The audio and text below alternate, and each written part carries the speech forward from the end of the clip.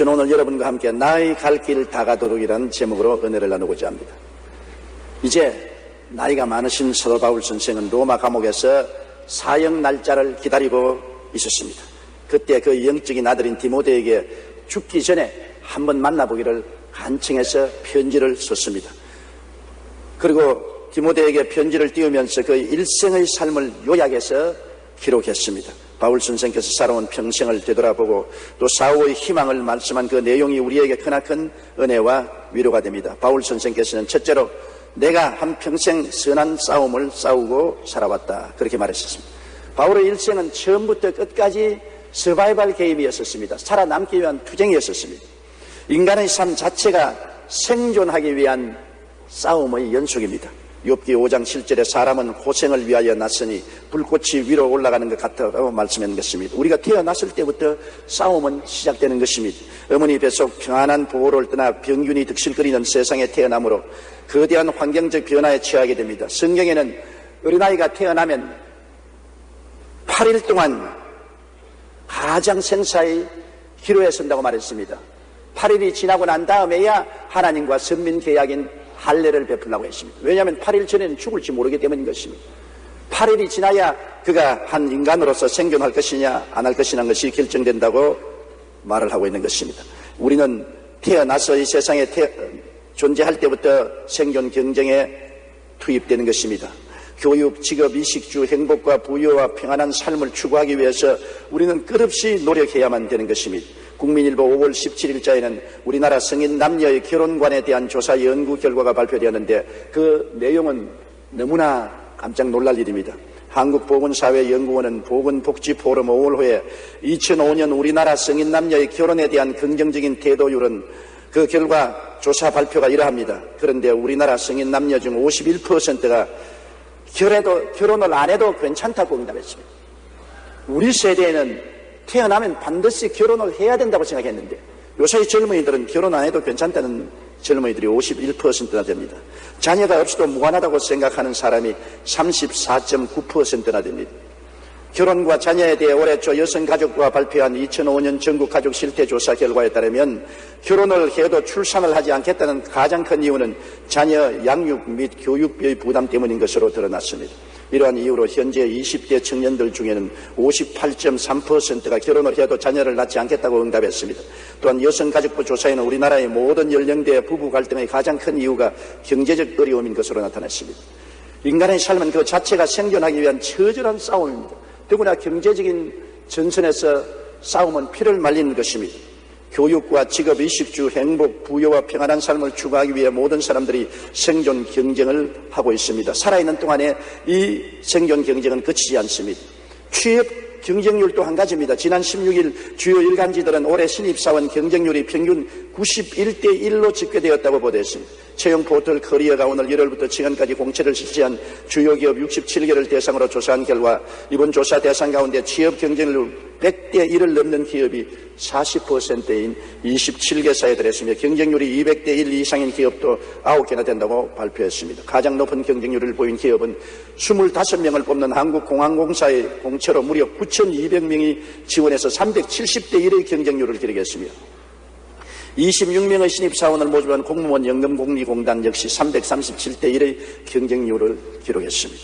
학교를 졸업하고 사회에 나오기가 이렇게 힘이 듭니다. 오늘날 청년 실업률은 상상을 초월합니다. 이 문제를 해결하지 않고 청년들이 결혼해서 가정을 이루려고 하지 않습니다. 가정을 이루어서 경제적인 막대한 부담을 직장도 없이 어떻게 감당할 수 있는 것입니까? 정말로 우리 사회에 오늘날 일자리가 절실하게 필요하는데 정부와 자율단체에서는 어떻게 하든지 일자리 산출에 전력을 기울여야 되는 것입니다. 우리가 가난하고 헐벗고 굶주린 사람하고 나누고 함께 잘 살기 위해서는 먼저 일자리가 많아지고 세수를 많이 거둘 수 있어야 되는 것입니다. 그러므로 정부는 하루속히 우리 한국 사회의 모든 기업이 성장할 수 있도록 뒷받침을 해서 일자리가 많이 만들어져야 되는 것입니다. 우리는 끊임없는 일자리를 위한 피눈물 나는 생존 경쟁을 하고 있습니다. 그럴 뿐 아니라 천재지변과 생존 경쟁은 끊임없이 계속됩니다. 미국 항공우주국 제트추진연구소에서 세계적인 사이언스지를 출판하는 미국 과학진보협회의 이러한 연구 결과를 보고했는데요. 그린란드 빙하의 해빙 속도가 5년 전에 비해 약 2배 더 빨라졌는데 이것이 다 녹으면 지구 해수면이 7m 상승합니다. 그럴 경우 미국 플로리다 해안과 방글라데시 대부분의 물속에 잠기고 우리나라 남해 일대의 섬들은 다 수장되고 말 것입니다.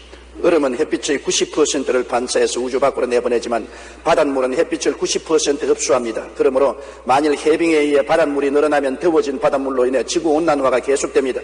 태풍이나 허리케인은 더워진 바닷물의 영향을 받아 더 크고 강력해집니다. 그런가 하면 이러한 지구온난화로 일부 대륙의 기후가 더욱 추워지기도 하는 것입니다.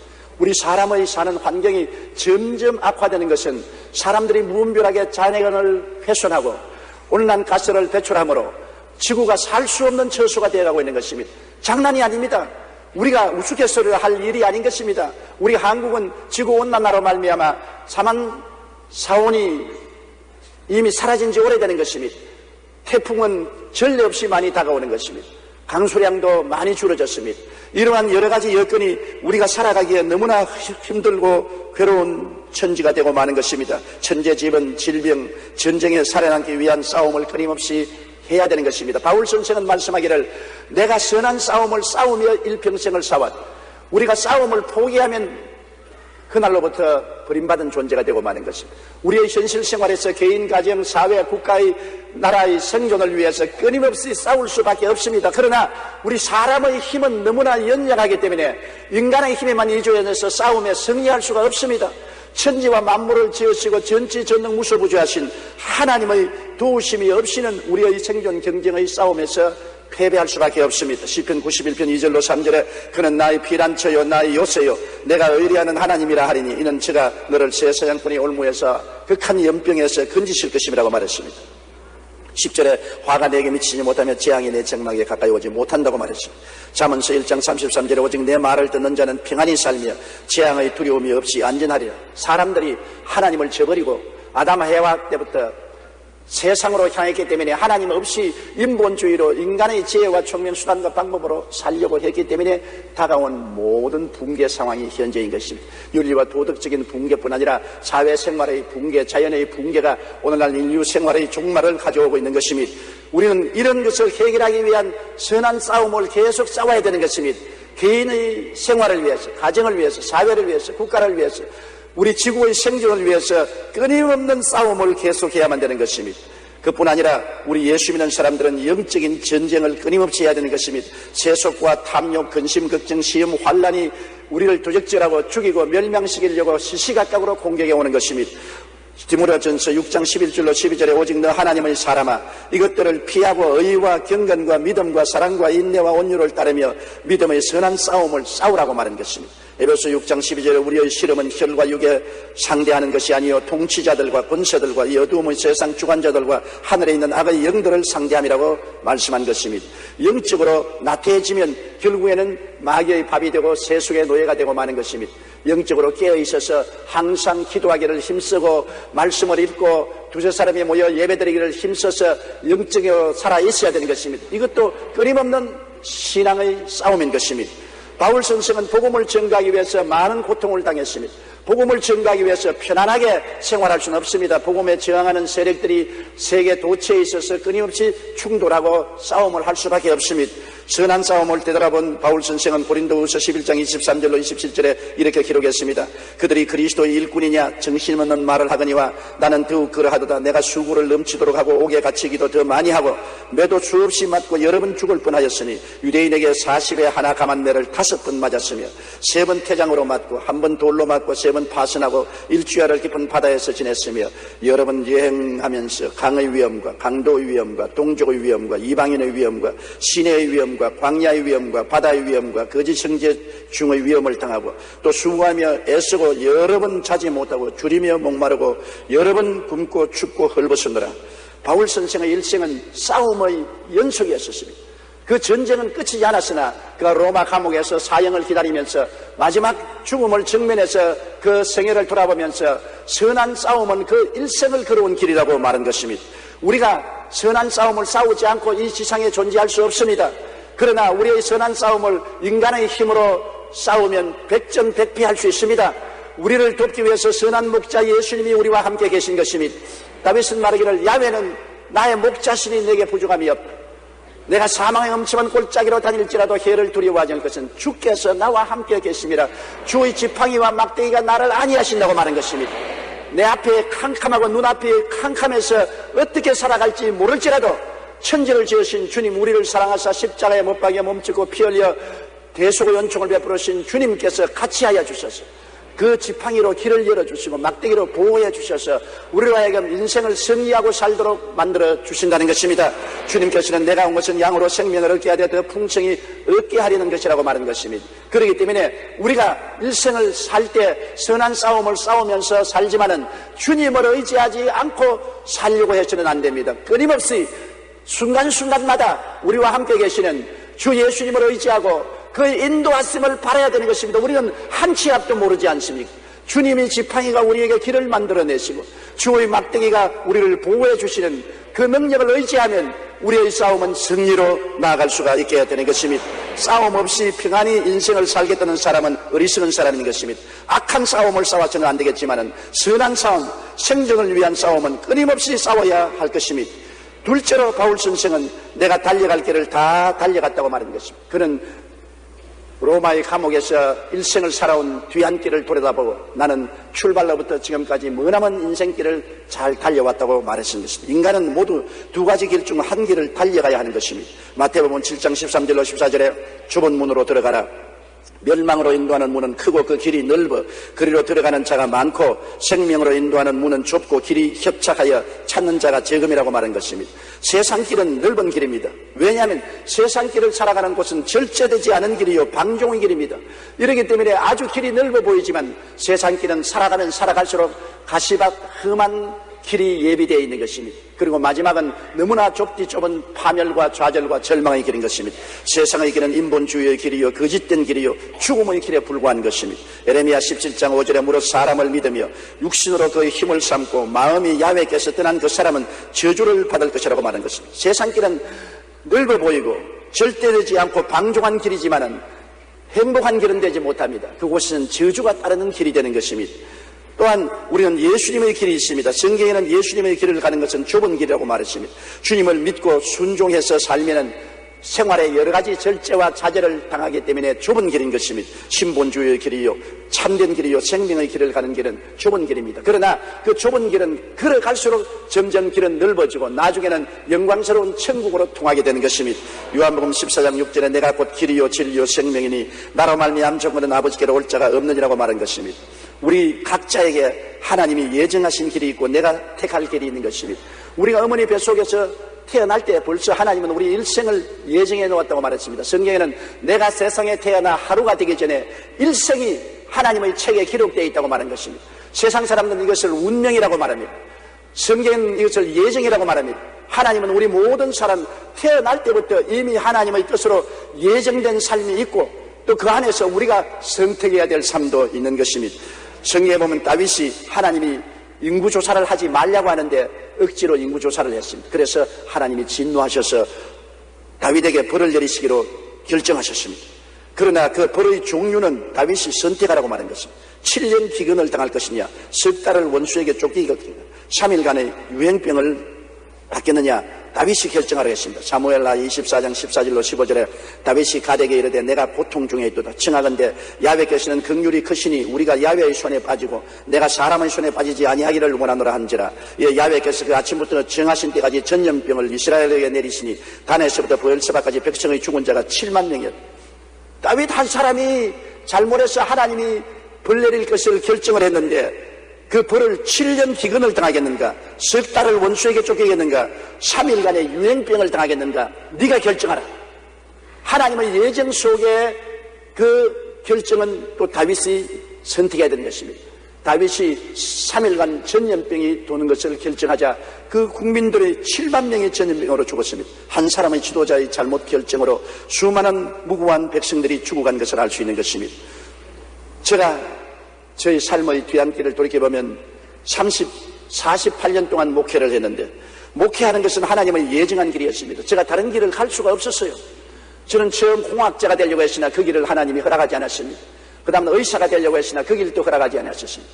결국엔 목회자의 길을 걸었습니다. 하나님은 그 길을 예정하시기 때문에 저는 예정의 길에 들어왔습니다만, 제가 목회하는 장소가 불광동이냐 서대문이냐 여의도냐 하는 것은 하나님의 선하시고 기뻐하시고 온실하신 뜻 중에 제가 선택한 것입니다. 제가 기도하고 난 다음에 불광동보다는 서대문을 택했고 서대문보다는 여의도를 택했습니다. 이것은 하나님이 저에게 선택권을 주신 것입니다. 하나님의 예정과 선택은 이와 같이 함께 일하게 되는 것입니다. 예레미야 1장 5절에 보면 내가 너를 모태에 짓기 전에 너를 알았고 내가 배에서 나오기 전에 너를 성별하였고 너를 여러 나라의 선지자로 세웠다. 태어나기 전에 하나님은 여러분의 일생을 이미 선별해 놓으신 것입니다. 그러나 그 선별한 일생 중에서 여러분이 또 택할 길이 많이 있는 것입니다. 하나님께서는 로마서 12장 2절에 하나님은 선하시고 기뻐하시고 온전하신 뜻이 무엇인지 분별하도록 하라. 우리가 한 가지 하나님이 정하신 길 내에도 하나님의 선하신 길이 있고 기뻐하시는 길이 있고 온전한 길이 또한 있는 것입니다. 간단한 예로 하나님이 우리의 일생을 크리스찬으로 살게 할 때 여러분 예수를 믿고 담배를 피우고 술을 조금 마시고 산다고 합시다. 안 믿는 것보다 좋아요. 그저 하나님이 선한 뜻이지 기뻐하시는 뜻은 아닌 것입니다. 하나님이 기뻐하시는 뜻은 예수 믿고 담배도 끊고 술도 끊으면 좋습니다. 그러면 기뻐하시는 뜻이지. 그러나 그보다 더 좋은 것은 온전한 뜻은 술도 끊고 담배도 끊고 주일날 예배 잘 드리고 주님 섬기고 잘 사는 것은 하나님의 온전하신 뜻이 되는 것입니다. 한 사람이 인생을 살아가면서 하나님이 막 선하다고 생각하는 그러한 삶도 있고 하나님이 참 기쁘다 너 잘한다 그렇게 하는 삶도 있고 온전하게 하나님을 따르는 삶도 있는 것입니다. 우리의 선택에는 이 세 종류의 선택을 할 수 있는 것입니다. 그러므로 우리의 삶 전체에는 예정과 선택이 있습니다. 하나님이 예정한 것은 아무리 기도해도 바꾸어지지 않습니다. 소용이 없어요. 인종 말입니다. 많은 사람들이 내가 왜 한국 사람으로 태어났나 탄식합니다.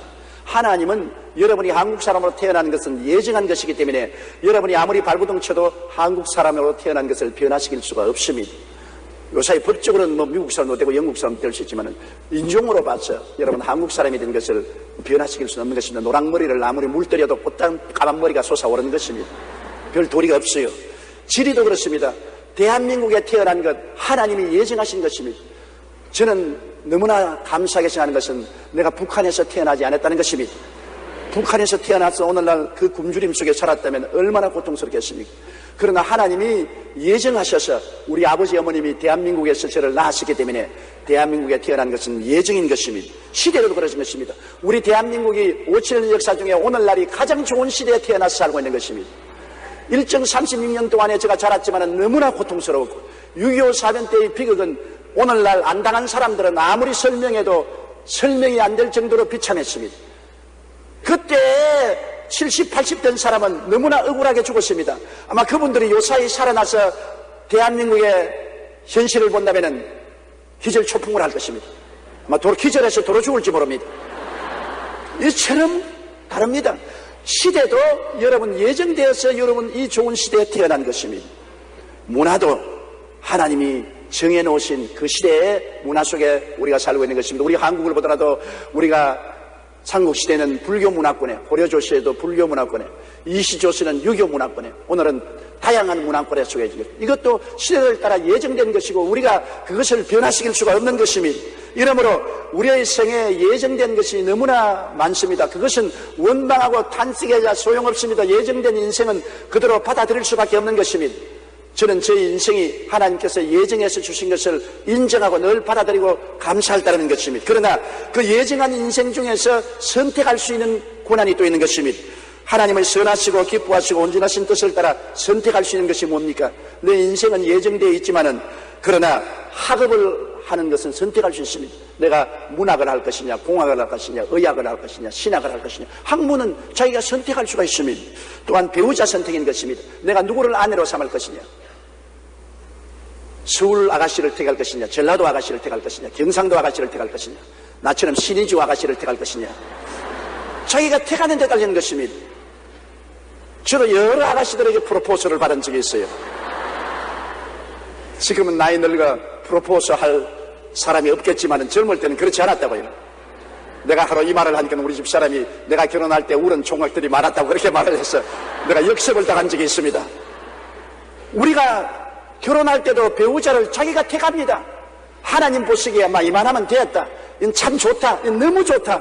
그렇게 하나님은 말씀하시듯이 하나님의 뜻을 따라서 우리가 선택할 때 기도하고 선택할 수 있습니다. 하나님이 좋다는 상대도 있고 하나님이 기쁘다고 하는 상대도 있고 하나님이 이만하면 온전하다고 하는 상대도 있을 것입니다. 그리고 직업도 그런 것입니다. 직업도 요사이는 내가 선택할 수 없지요. 직업이 하도 없으니까 원치 않은 직업을 마음대로 선택해서 고통 중에 일하는 사람들도 많습니다만 좋은 시절에는 직업을 내가 선택할 수 있지 않아요. 그것도 나의 선택권에 달려있는 것입니다. 환경도 내가 서울에 살 것이냐 지방에 살 것이냐 선택할 수가 있는 것입니다. 친구도 선택합니다. 좋은 친구를 선택할 수도 있고 나쁜 친구를 선택할 수 있고 선한 친구를 선택할 수도 있고 악한 친구를 선택할 수 있는 것입니다. 악한 친구를 선택해 놓으면 너무나 많은 고통을 당하게 되는 것입니다. 친구도 선한 친구를 선택할 수 있습니다. 이러므로 우리가 살아갈 동안에 인종이나 질이나 시대나 문화나 부모 등은 선택할 여지가 없습니다. 이것은 하나님께서 우리에게 운명지어 준 것입니다. 그러나 그렇게 해서 예정된 인생 속에서 우리가 선택할 일들이 너무나 많습니다. 오늘 여러분 교회 올 것이냐 안 올 것이냐 여러분이 선택한 것입니다. 여러분이 1부, 2부, 3부, 4부, 5부, 6부, 7부 중에 2부를 왜 왔어요? 여러분 선택해서 왔습니다. 우리 지성전이 많은데 왜 본성전까지 왔습니까? 이것도 여러분이 선택한 것입니다. 그러므로 우리가 예정된 운명은 받아들이지만 선택은 끊임없이 하나님께 기도해서 주님의 인도를 받아서 하나님의 선하시고 기뻐하시고 온전하신 뜻을 따라 살아야만 하는 것입니다. 백의의 천사로 널리 알려진 나이팅게일은 30세 되는 날 일기에 이렇게 적었습니다. 오늘 내 나이 30이 되었다. 예수님이 공생애를 시작하신 나이이다. 주님, 저도 오늘부터 당신의 부르심에 따라 살겠습니다. 유치했던 생각은 버리고 나를 세상에 태어나게 하신 주님의 목적에 순종하겠습니다. 그리고 나이팅게일은 간호사로 헌신해서 많은 사람들에게 사랑을 전하고 백의의 천사로 알려졌습니다. 후에 한 기자가 성공적인 생활의 비결이 무엇이냐 묻자 그녀는 비결은 하나뿐입니다. 주님께서 나를 불러주신 그 뜻에 나를 맡기고 끝까지 그 길을 따라가는 것입니다. 하나님의 부르심을 듣고 그 뜻에 순종하기로 결단하는 것은 선택입니다. 하나님께서 그를 백의의 천사로 간호사로 부른 것은 예정된 것이지만 간호사로 살 것이냐 말 것이냐 결단을 내리는 것은 자기가 결단 내릴 수 있는 것입니다. 간호사로서 평범하게 살 수도 있고 기쁘게 하고 살 수도 있고 최선의 길을 향해서 살 수도 있는데 나이팅게일은 최선을 다해서 살아서 하나님께 영광을 돌리는 삶을 살으신 것입니다. 바울 선생은 하나님께로부터 받은 사명, 즉 온천에 나가서 복음을 전가하는 예정을 중도에서 포기하지 않고 끝까지 순종하여 종착지까지 달려왔습니다. 그는 로마의 감옥에까지 달려온 것입니다. 그가 중도에 포기할 수 있었습니다. 선교사로서 부름을 받았으나 로마까지 안 갈 수도 있었습니다. 그러나 그는 끝까지 하나님의 부르신 사명을 받았기에 그 사명을 받아서 시행하는 데 있어서 하나님의 선하신 뜻, 기뻐하시는 뜻, 온전하신 뜻 중에 온전한 뜻을 따라 살려고 결심했습니다. 그래서 선교를 할 때 예루살렘만 머물러 있지 않았습니다. 유대만 이 말이 머물러 있지 않았습니다. 사마리아만 머물러 있을 수 있었습니다. 소아시아만 머물러 있을 수 있었습니다. 그러나 끝까지 로마까지 그는 하나님의 온전하신 뜻을 향하여 전진했던 것입니다. 고린도후서 1장 9절로 10절에 우리는 우리 자신이 사형 선고를 받은 줄 알았으니 이는 우리로 자기를 의지하지 말고 오직 죽은 자를 다시 살리시는 하나님만 의지하게 하심이라. 그가 이같이 큰 사망에서 우리를 건지셨고 또 건지실 것이며 이후에도 건지시기를 그에게 바라노라. 어마어마한 고통을 당하면서도 그는 편안한 길을 택하지 아니하고 하나님의 선하시고 기뻐하시고 온전한 뜻 중에 온전한 뜻을 선택해서 끝까지 달려갔던 것입니다. 우리도 주님 따르는 삶의 길을 끝까지 포기하지 말고 삶의 종착역까지 달려가야만 하는 것입니다. 여러분이 예수를 믿고 구원받는 것은 하나님이 선택한 것입니다. 하나님이 만세전에 여러분을 그리스도 안에서 선택하사 하나님의 자녀가 되도록 예정해 주셨는데 이 예정을 끝까지 따라가는 것이 여러분의 선택에 달린 것입니다. 하나님이 날 선택해 주셨지만 나는 버리고 세상 길로 향하겠습니다 하면 이것은 어찌할 도리가 없는 것입니다. 하나님의 선택을 저버리는 것입니다. 하나님의 선택해 주시도 여러분 끝까지 그 선택을 받아서 하나님의 선하시고 기뻐하시고 온전하신 뜻대로 사는 것은 여러분의 결정에 달려있는 것입니다. 끝까지 종착역까지 하나님을 잘 섬기고 예수님을 믿는 여러분 되시기를 주님 이름으로 축복합니다. 빌립보 3장 12절에 내가 이미 얻었다 함도 아니요 온전히 이루었다 함도 아니라 오직 내가 그리스도 예수에게 잡힌 받은 것을 잡으려고 달려간다고 말하는 것이. 히브리 3장 14절에 우리가 시작할 때 확신한 것을 끝까지 견고히 잡으면 그리스도와 함께 참여한 자가 되리라고 말하는 것입니다. 셋째로 바울 선생은 믿음을 지켰다고 말하는 것입니다. 내가 선한 싸움을 다 싸우고 달려갈 길을 다 달려가고 믿음을 지켰다고 하는 것입니다. 믿음은 하나님이 선물로 우리에게 주신 것입니다. 여러분, 예수를 믿게 된 것은 하나님이 우리에게 믿을 수 있는 힘을 주시기 때문인 것입니다. 아무리 전도해도 안 믿는 사람이 있습니다. 내가 최근에 아주 참으로 훌륭하신 분을 만났는데 그분을 위해서 김장한 목사님이 온갖 정성과 노력을 다 기울였지만은 그분은 끝까지 믿음을 거부합니다. 저하고 같이 식사를 하면서 김장한 목사가 나에게 목사로서 너무나 많은 호의를 베풀고 선을 베풀어 주어 내 마음이 감동되었지만 신앙을 변경시킬 생각은 없다는 것입니다. 그러므로 예수 믿는 것, 하나님이 마음을 변화시켜 주셔야 예수 믿게 되는 것입니다. 하나님이 변화시키지 않으면 아무리 외부적으로 선을 베푸고 자선을 베풀어도 그것이 효과를 발생하지 않은 것입니다. 성령으로 말미암지 않고는 그리스도를 주라고 할 수가 없습니다. 여러분, 예수 믿게 된 것을 그렇게 보통 일로 생각하지 마십시오. 하나님이 여러분 마음을 열어주셨기 때문에 예수를 믿게 된 것입니다. 믿음은 하나님의 위대한 선물인 것입니다. 인생이 살면서 자기가 받을 수 있는 가장 큰 선물이 믿음의 선물인 것입니다.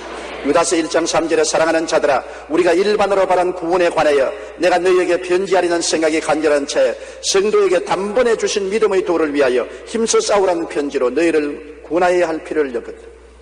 성도에게 단번에 주신 믿음인 것입니다. 하나님이 여러분에게 믿음을 주셔야 여러분이 예수를 구주로 믿을 수 있고 하나님을 섬길 수가 있는 것입니다. 믿음은 내 마음에 스스로 연구해서 믿는 것이 아닙니다. 감각적으로 믿는 것이 아닙니다. 영적으로 선물로 주어주신 것입니다. 영국의 위글 워스 목사는 그의 사역 가운데 14번이나 죽은 자를 살렸습니다. 굉장한 믿음의 용사였습니다. 이러한 그의 사역은 20세기 전 세계에서 성령의 연사를 통한 복음 전파에 큰 영향을 주었습니다. 이 외에도 위글스 워스 목사는 많은 기적을 행했는데 초자연적인 하나님의 능력을 행할 때마다 항상 과연 하나님이 역사할까 안 할까 굉장히 마음에 갈등을 느꼈다고 했습니다. 한 번은 어떤 젊은 친구가 위글스 워스 목사에게 어떻게 그렇게 큰 믿음을 소유할 수 있냐고 질문했을 때 이 위글스 워스는 마태복음 4장 28절의 말씀을 인용해서 처음에는 싹이요, 다음에는 이삭이요, 그 다음에는 이삭에 충실한 곡식이라고 대답했습니다. 그의 믿음이 날마다 하나님을 알아감으로써 처음에는 싹이 나고 다음에는 이삭이 생기고 다음에는 열매의 곡식을 맺는 것처럼 자라난다는 것을 말하는 것입니다. 믿음은 하나님이 주신 보물입니다. 그러나 씨앗이 하루아침에 큰 나무가 될 수 없듯이 우리 믿음도 하루아침에 온전해질 수는 없습니다. 우리가 믿음의 도를 위하여 힘써 싸우는 동안 우리의 믿음이 죽은 자를 살리는 믿음으로 자라게 되는 것입니다. 예수님께서 비유하신 말씀 중에 씨 뿌리는 비유가 있습니다. 한 사람이 나가 씨를 뿌릴 때 어떤 씨는 길거리에 떨어지며 새들이 와서 먹어버리고 다른 씨는 흙이 얇은 바위에 떨어지며 삭이 나나 말라 죽었고 다른 씨는 가시능쿨에 떨어져서 기운이 지나여 말라 죽어버리고 또 다른 씨는 좋은 옥토에 떨어지며 30배, 60배, 100배로 결실했다고 말한 것입니다. 이 믿음이 길거리 믿음이 되어서는 안 됩니다. 길거리는 수많은 사람이 밟고 지나가는 무관심의 자리인 것입니다. 우리가 하나님의 믿음을 주셔도 믿음을 키우겠다는 관심이 없이 그대로 내버려두면 마귀가 그 믿음을 빼앗아가 버리고 마는 것입니다. 마태복음 13장 19절에 아무나 천국 말씀을 듣고 깨닫지 못할 때는 악한 자가 와서 그 마음에 뿌려진 것을 빼앗나니 이는 곧 길가에 뿌린 씨요. 그 다음에 자갈밭에 있는 믿음은 습관적인 형식적인 믿음인 것입니다. 그저 교회에 습관적으로 왔다 갔다 합니다. 아유, 벌써 주일이 왔냐? 왜 그렇게 빨리 오냐? 성경 어디 두었냐? 저 농장 밑에 있느냐? 책장 밑에 있느냐? 어디냐? 좀 찾아라. 그렇게 형식적으로 의식적으로 믿는 믿음은 자라지 않습니다. 자갈밭에 있는 믿음은 마태복음 13장 20절로 21절에 돌밭에 뿌리었다는 것은 말씀을 듣고 즉시 기쁨으로 받되 그 속에 뿌리가 없어 잠시 견디다가 말씀으로 말미암아 환난이나 박해가 일어날 때는 곧 넘어지는 자요. 가시밭 믿음은 탐욕에 짓밟힌 믿음인 것입니다. 마음의 육신의 정욕, 안목의 정욕, 이생의 자랑이 가시밭처럼 우거졌기 때문에 탐심과 욕심으로 말미암아 믿음이 녹아져 버리고 마는 것입니다. 처음엔 믿음을 받아들였으나 그 믿음이 자기의 탐심과 욕심을 충족하지 못하니까 그냥 버려버리는 것입니다. 마태복음 13장 22절에 가시떨기에 뿌려졌다는 것은 말씀을 들으나 세상의 염려와 재물의 유혹에 말씀이 막혀 결실하지 못하는 자라고 말하는 것입니다. 옥토의 믿음은 보배로운 믿음인 것입니다. 마태복음 13장 23절에 좋은 땅에 뿌려졌다는 것은 말씀을 듣고 깨닫는 자니 결실하여 어떤 것은 100배, 어떤 것은 60배, 어떤 것은 30배가 되느니라.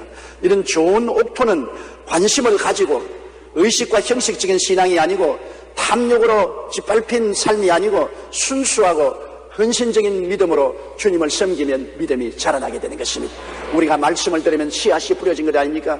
말씀이 마음속에 뿌려지면 그 말씀을 듣고 이것을 무관심하게 내버려 놓지 않고 말씀을 사랑하고 묵상하고 마음에 받아들이고 그리고 하나님을 예배하고 찬송하고 기뻐하고 믿고 순종하면 우리 믿음이 자라는 것입니다. 30배, 60배, 100배로 자라는 것입니다. 믿음이 현저하게 성장하면 하나님은 믿은 대로 역사하기 때문에 더 큰 일을 할 수가 있고 더 큰 복을 내려줄 수가 있는 것입니다. 우리는 믿음의 성장을 위해서 끊임없이 말씀을 듣고 말씀을 읽고 말씀을 묵상하고 순종하고 헌신하고 충성하는 여러분이 되셔야만 될 것입니다. 저는 지구촌 믿음의 행진에 대해 흥미있는 자료를 본 적이 있습니다. 주님 후 100년에는 지구촌의 사람이 그렇게 많지 않았는데도 360명 중에 한 사람이 예수 믿었습니다. AD 1000년에는 220명 중 한 사람이 예수님을 믿었습니다. 1500년대에는 59명 중 한 사람이 예수를 믿었고 1900년대에는 27명 중 한 사람이 예수를 믿었고 1980년대에는 11명 중 한 사람, 1990년대에는 7명 중의 한 사람이 예수를 믿었습니다. 믿음의 행렬이 해를 거듭하면서 기하급수적으로 늘어납니다. 통계 자료를 보면 2000년에는 지구촌 인구 60억 중에 20억이 예수님을 믿고 있습니다. 적어도 3사람 중에 한 사람이 그리스도인이 된 것입니다. 2000여 년의 인류 역사가 수많은 전쟁과 사건으로 점철되어 있지만 그 속에서도 하나님의 구원의 역사는 계속되고 있는 것입니다. 우리나라도 기독교가 들어온 지 100여 년이 흐른 지금 뒤돌아보면 기독교에 대한 많은 핍박과 박해가 있었지만 오늘 우리나라 인구 4,800만 중에 1,200만 명이 크리스천인 것입니다. 믿음은 하나님이 우리를 선택해서 그저 준 선물입니다. 주시는 분도 하나님이시고 키우시는 분도 하나님이십니다. 그러므로 우리는 하나님을 믿고 의지함으로 믿음의 도를 위해서 열심으로 싸워야 할 것입니다. 바울 선생은 선한 싸움을 다 싸우고 달려갈 길을 다 달려가고 믿음을 지켰으니 이제는 천국에 입성할 날이 가까워왔다고 말한 것입니다. 우리는 다 한 번은 이 세상을 떠나야 됩니다. 사람들은 현실적인 삶에 너무나 치중해서 자기가 떠날 기약이 다가오는 것을 미처 모르고 있는 것입니다. 저는 요사이 주변에 소식이 왔다면 부고가 옵니다. 젊을 때는 소식이 왔다면 결혼한다는 소식, 어린애기 돌잔치에 오라는 소식, 그런 게 오더니만 이제는 왔다는 소식은 부고장인 것입니다. 왜? 사람은 반드시 한 번 났으면 죽는 것입니다. 생자 필멸이요 회자 정리라는 말씀대로 반드시 난 자는 죽는 것입니다. 그러므로 우리는 바울 선생이 로마 감옥에서 자기 일생을 돌아본 것처럼 우리 스스로를 늘 깊이 돌아봐야 되는 것입니다. 내가 일생을 살면서 선한 싸움을 끝까지 싸우고 달려갈 길을 다 하나님이 주신 대로 달려가고 믿음을 지켜야 되겠다고 생각해야 되는 것입니다. 그러면 천국에 들어가면 상급 심판이 있습니다. 순교자는 생명의 면류관을, 목회자나 약물을 잘 돌본 자는 시들지 않은 영광의 면류관을, 착한 신앙생활을 하는 사람은 의의 면류관을, 겨우 천국의 턱걸이로 올라온 사람에게는 그에 맞는 면류관이 주어지실 것입니다. 인생은 이 세상살이에서 종말이 이루어지는 것은 아닙니다. 사람은 하나님의 형상과 모양대로 지음받아 육체 속에 살고 있습니다. 이 천막집이 무너지면 손으로 짓지 않은 영원한 곳으로 가야 됩니다. 천국으로 가든지 지옥으로 가든지 둘 중에 한 곳은 반드시 우리가 가야 되는 것입니다. 이것은 어찌할 수 없이 우리가 선택해야 될 길인 것입니다. 그러므로 우리는 일생을 마칠 때 바울 선생같이 자기의 삶을 돌아보고 이와 같은 담대한 간증을 해야 할 것입니다. 내가 선한 싸움을 다 싸우고 달려갈 길을 이탈하지 않고 잘 달리고 믿음을 지켰으니 이제 나를 위하여 의의 면류관이 예비되어 있다. 이러한 확신을 가지고 인생을 살게 되시기를 주님 이름으로 축원합니다. 우리 고개 숙여 기도드리겠습니다. 사랑이 많으신 우리 아버지 하나님, 이 땅에 어머니 배총에서 떨어진 이후로 인생들은 끊임없는 생존 경쟁과 생존할 수 위한 투쟁을 하고 있습니다. 선한 싸움을 안 싸울 사람 누가 있겠습니까? 주님을 의지하고 선한 싸움에 낙오자가 되지 않고 승리할 수 있는 우리들이 되게 도와주시옵시고, 달려갈 길을 끝까지 달려가고 낙심하고 뒤로 넘어지는 자 없게 되게 도와주시옵시고, 주님이 주신 믿음을 끝까지 잘 지켜나가는 우리들이 되게 도와주시옵소서. 주님 앞에 설 때 부끄럼 없이 어여삐 서게 도와주시옵소서. 우리가 이 세상에 살면서도 언제나 궁극적으로 우리가 갈 곳이 어딘 것을 알고 살아가게 도와주시옵시고, 우리가 맞이할 죽음을 평안하게 맞이할 수 있는 마음의 준비를 하고 살아가게 도와주시옵소서. 예수님 이름으로 기도드리오. 저는 여러분과 함께 벼랑 끝에 서게 될 때라는 제목으로 은혜를 나누고자 합니다. 삶의 벼랑 끝에서는 체험을 여러 가지 말로 표현합니다. 진퇴유곡이란 말이 있습니다. 즉 전진도 후퇴도 할 수 없는 공공한 처지에 놓임을 말합니다. 또한 배수의 진을 친다는 말도 있습니다. 뒤로 물러가면 바다와 강에 빠져 죽고 앞으로 나가자니 강력한 적군이 저항을 하고 진을 치고 있을 때 그를 물리치기 위해서 배수의 진을 친다는 말을 합니다. 그 어느 것이나 쉬운 일이 아닙니다. 모두가 다 죽기 아니면 살기로 사생 결단을 요구하는 것입니다. 이럴 때 살 수 있는 길은 믿음의 길밖에 다른 도리가 없습니다. 옛말에 백척간도에 진일보란 말이 있습니다. 천길 만길 벼랑 끝에서 눈 딱 감고 벼랑으로 한 발자국 내미는 용기, 이것이 바로 믿음인 것입니다. 믿음 이외에는 백척간도에서 발을 내디어 앞으로 전진할 수가 없습니다. 심리학자들에 의하면 두려움에는 무려 75가지 종류가 있습니다.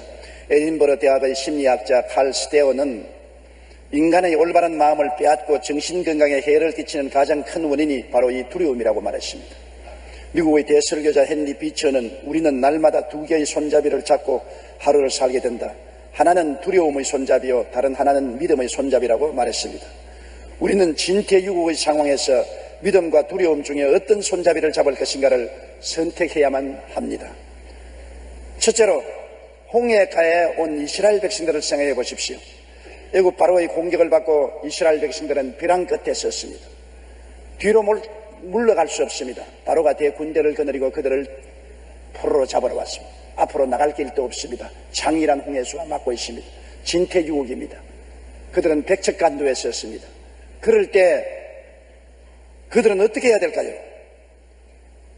이스라엘 백성들은 좌절하고 절망하여 삶을 포기하려고 생각했습니다. 출애굽기 14장 9절에 애굽 사람들과 바로의 말들, 병거들과 그 마병과 그 군대가 그들의 뒤를 따라 바알스본 맞은편 비하요롯 곁 해변 그들의 장막친 데에 미치니라.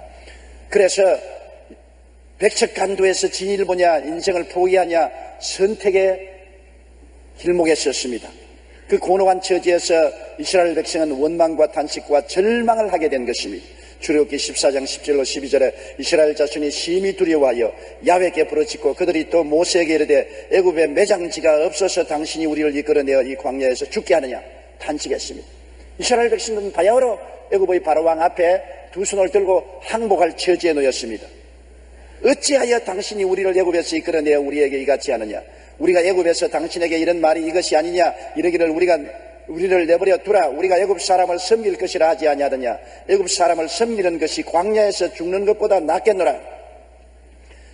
그런데 그 가운데 벼랑 끝에서 항복하고 인생을 포기하지 아니하고 믿음의 일부를 내디디려고 작정한 사람은 모세 한 사람밖에 없었습니다. 모세는 눈 딱 감고 벼랑의 끝에 서서 믿음으로 한 발자국 나아가기로 결심을 했습니다. 출애굽기 14장 13절로 14절에 모세가 백성에게 이르되 너희는 두려워하지 말고 가만히 서서 야훼께서 오늘 너희를 위하여 행하시는 구원을 보라. 너희가 오늘 본 애굽 사람을 영원히 다시 보지 아니하리라. 야훼께서 너희를 위하여 싸우시리니 너희는 가만히 있을지어다. 여기에 여러분 이스라엘 백성과 모세의 태도를 보십시오. 그들은 다 벼랑 끝에 섰습니다. 진퇴유곡에 섰습니다. 그들은 이제 배수의 진을 치고 있습니다. 그럴 때 이스라엘 백성들은 낙심하고 절망하고 믿음을 저버렸기 때문에 애굽의 바로왕 앞에 항복하고 포로로 잡히거나 죽을 수밖에 없다고 생각했습니다. 그런데 모세만은 하나님을 믿고 불가능을 가능하게 하는 믿음으로 앞으로 나가기로 결심한 것입니다. 하나님께 운명을 내어 맡기고 눈 딱 감고 한 발자국 내딛기로 작정한 것입니다. 생각해 보십시오. 여러분이 천길만길 벼랑 끝에 서서 뒤로 물러갈 자리도 없고 가만 서서 죽고 앞으로 나가면 천길만길 떨어질 것이고 이러한 상황에서 무엇을 선택하겠습니까? 천길만길 벼랑 끝에서 한 발자국 발걸음을 내딛는다는 것은 믿음이 아니고는 절대로 할 수가 없습니다. 눈에는 아무 증거 안 보이고 귀에는 아무 소리 안 들리고 손에는 잡히는 건 없어도 살든지 죽든지 흥하든지 망하든지 성하든지 쇠하든지 나는 주님만 의지하겠다. 주를 믿고 살면 살고 죽으면 죽으리이다. 그래서 한 발자국 내딛는 것입니다. 모세 혼자만이 믿음으로 하나님께 삶을 내어 맡겼고 다른 사람들은 다 뒤로 물러갔습니다. 그럴 때 하나님은 모세를 통해서 기적을 행하신 것입니다. 홍해의 바닷물을 갈라버리고 이스라엘 백성들이 마른 땅으로 건너가게 하시고, 그를 따라온 애국 군대들은 모두 다 물이 덮쳐서 수장되어 버리고 말한 것입니다. 하나님께서는 벼랑 끝 믿음을 인정해 주신 것입니다. 우리가 성경에 보면 둘째로 사드락과 메삭 아벳니고의 믿음을 보고 이러한 동일한 체험을 알 수가 있는 것입니다. 느부갓네살 왕이 두라 평지에 자기의 모습을 딴 금신상을 세웠습니다. 그리고 느부갓네살이 다스리는 천하 만국의 문무백관을 다 모아서 그 금신상을 경배하게 만드는 것입니다. 제막식 날 모두 다 금신상이 세워진 두라 평지에 모이게 해서 음악을 연주하고 연주 소리가 들릴 때 엎드려 절하게 만드는 것입니다. 다니엘서 3장 6절로 7절에 보면 누구든지 엎드려 절하지 아니하는 자는 즉시 맹렬히 타는 불풀무에 던져 넣으리라 하였더라. 모든 백성과 나라들과 각 언어를 말하는 자들이 나팔과 피리와 수금과 사면금과 양금과 및 모든 악기 소리를 듣자 곧 느부갓네살 왕의 세운 금신상에 엎드려 절하니라. 생명을 사랑하는 사람들이 감히 느부갓네살 왕의 명령에 불순종할 수 없습니다. 그는 생사 여탈권을 가진 무시무시한 왕이었습니다. 그래서 음악 소리가 나니 모든 사람들이 엉덩이를 고추 들고 땅에 엎드려서 금신상에 절했는데, 여기에서 진퇴유국에 빠진 사람들이 있습니다. 백척간도에 선 사람들이 있습니다. 사드락과 메삭과 아벳느고입니다. 그는 유대인들로서 포로로 잡혀서 바벨론에 와서 관리가 된 사람들입니다. 하나님을 사랑하고 섬기기 위해서는 우상에 절하지 말라는 것이 하나님의 율법입니다. 그런데 느부갓네살 앞에서 금신상에 절한다면 하나님을 버리고 하나님께 등을 돌려야 되는 것입니다.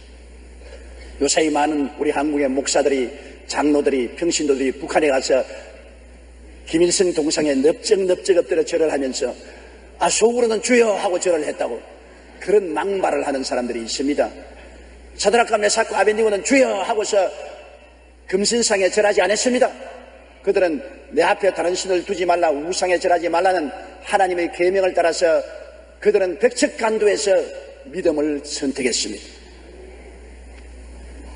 그러자 곧 참소를 당했습니다. 이를 본 사람들이 느부갓네살 왕에게 당신의 관리로 있는 사드락과 메삭과 아벳니고 유대인들이 모든 문무백관이 다 금신상에 절을 하는데 그들은 뻣뻣 서서 절하지 않았습니다. 이 말을 듣자 분도 막심한 느부갓네살이 사드락과 메삭과 아벳느고를 불러서 자기 앞에 세웠습니다. 그리고 다니엘서 3장 15절에 보면 이렇게 말했습니다. 이제라도 너희가 준비하였다가 나팔과 피리와 수금과 삼년금과 양금과 생황과 및 모든 악기 소리를 들을 때 내가 만든 신상 앞에 엎드려 절하면 좋거니와 너희가 만일 절하지 아니하면 즉시 너희를 맹렬히 타는 풀무불 가운데 던져 넣을 것이니 능히 너희를 내 손에서 건져낼 신이 누구이겠느냐. 여기에서 사드락과 메삭과 아벳느고는 백척간도에 섰습니다. 왕의 명령을 듣고 금신상에 절하여 목숨을 건질 것이냐, 그렇지 않으면 왕의 명령을 거역하고 죽음을 택할 것이냐. 그때 다니엘서 3장 17절 18절에 보면 왕이여 우리가 섬기는 하나님이 계신다면 우리를 맹렬히 타는 풀무불 가운데서 능히 건져내시겠고 왕의 손에서도 건져내시리이다. 그렇게 하지 아니하실지라도 왕이여 우리가 왕의 신들을 섬기지도 아니하고 왕이 세우신 금신상에게 절하지도 아니할 줄을 아옵소서. 사드락과 메삭과 아벳느고는 진짜 신자였습니다. 타협하지 않았습니다. 그들은 진퇴유국에서도 타협하지 않았습니다. 백척간도에서도 뒤로 물러가지 않고 죽으면 죽으리다고 믿음의 한 발자국을 내어 딛는 그러한 위대한 사람들이었습니다. 그들이 그와 같은 믿음을 선언하자 느부갓네살 왕은 분도 막심하여 군대들을 명하여 풀무불을 7배나 뜨겁게 하고 그 속에 사드락과 메삭과 아벳느고를 결박하게 해서 던져 넣으라고 했습니다. 얼마나 불길이 센지 사드락과 메삭과 아벳느고를 결박하여 덮어 넣은 중 같이 불 근처에 갔던 군인들이 타 죽었습니다. 그런데 불 속에 던져진 사드락과 메삭과 아벳느고는 불타지 않았습니다. 성경에 보니 다니엘서 3장 25절에 내가 보니 결박되지 않은 네 사람이 불 가운데로 다녔는데 상하지도 아니하였고 그 넷째의 모양은 신들의 아들과 같다. 그들이 불 속에 던져질 때 하나님의 아들 예수 그리스도가 나타나신 것입니다. 세 사람을 던졌는데 네 사람이 불 가운데 행합니다. 주님께서 나타나셔서 불의 세력을 멸하여 버린 것입니다. 그들을 묶어놓은 밧줄만 타버리고 그들은 불이 타지 않았습니다.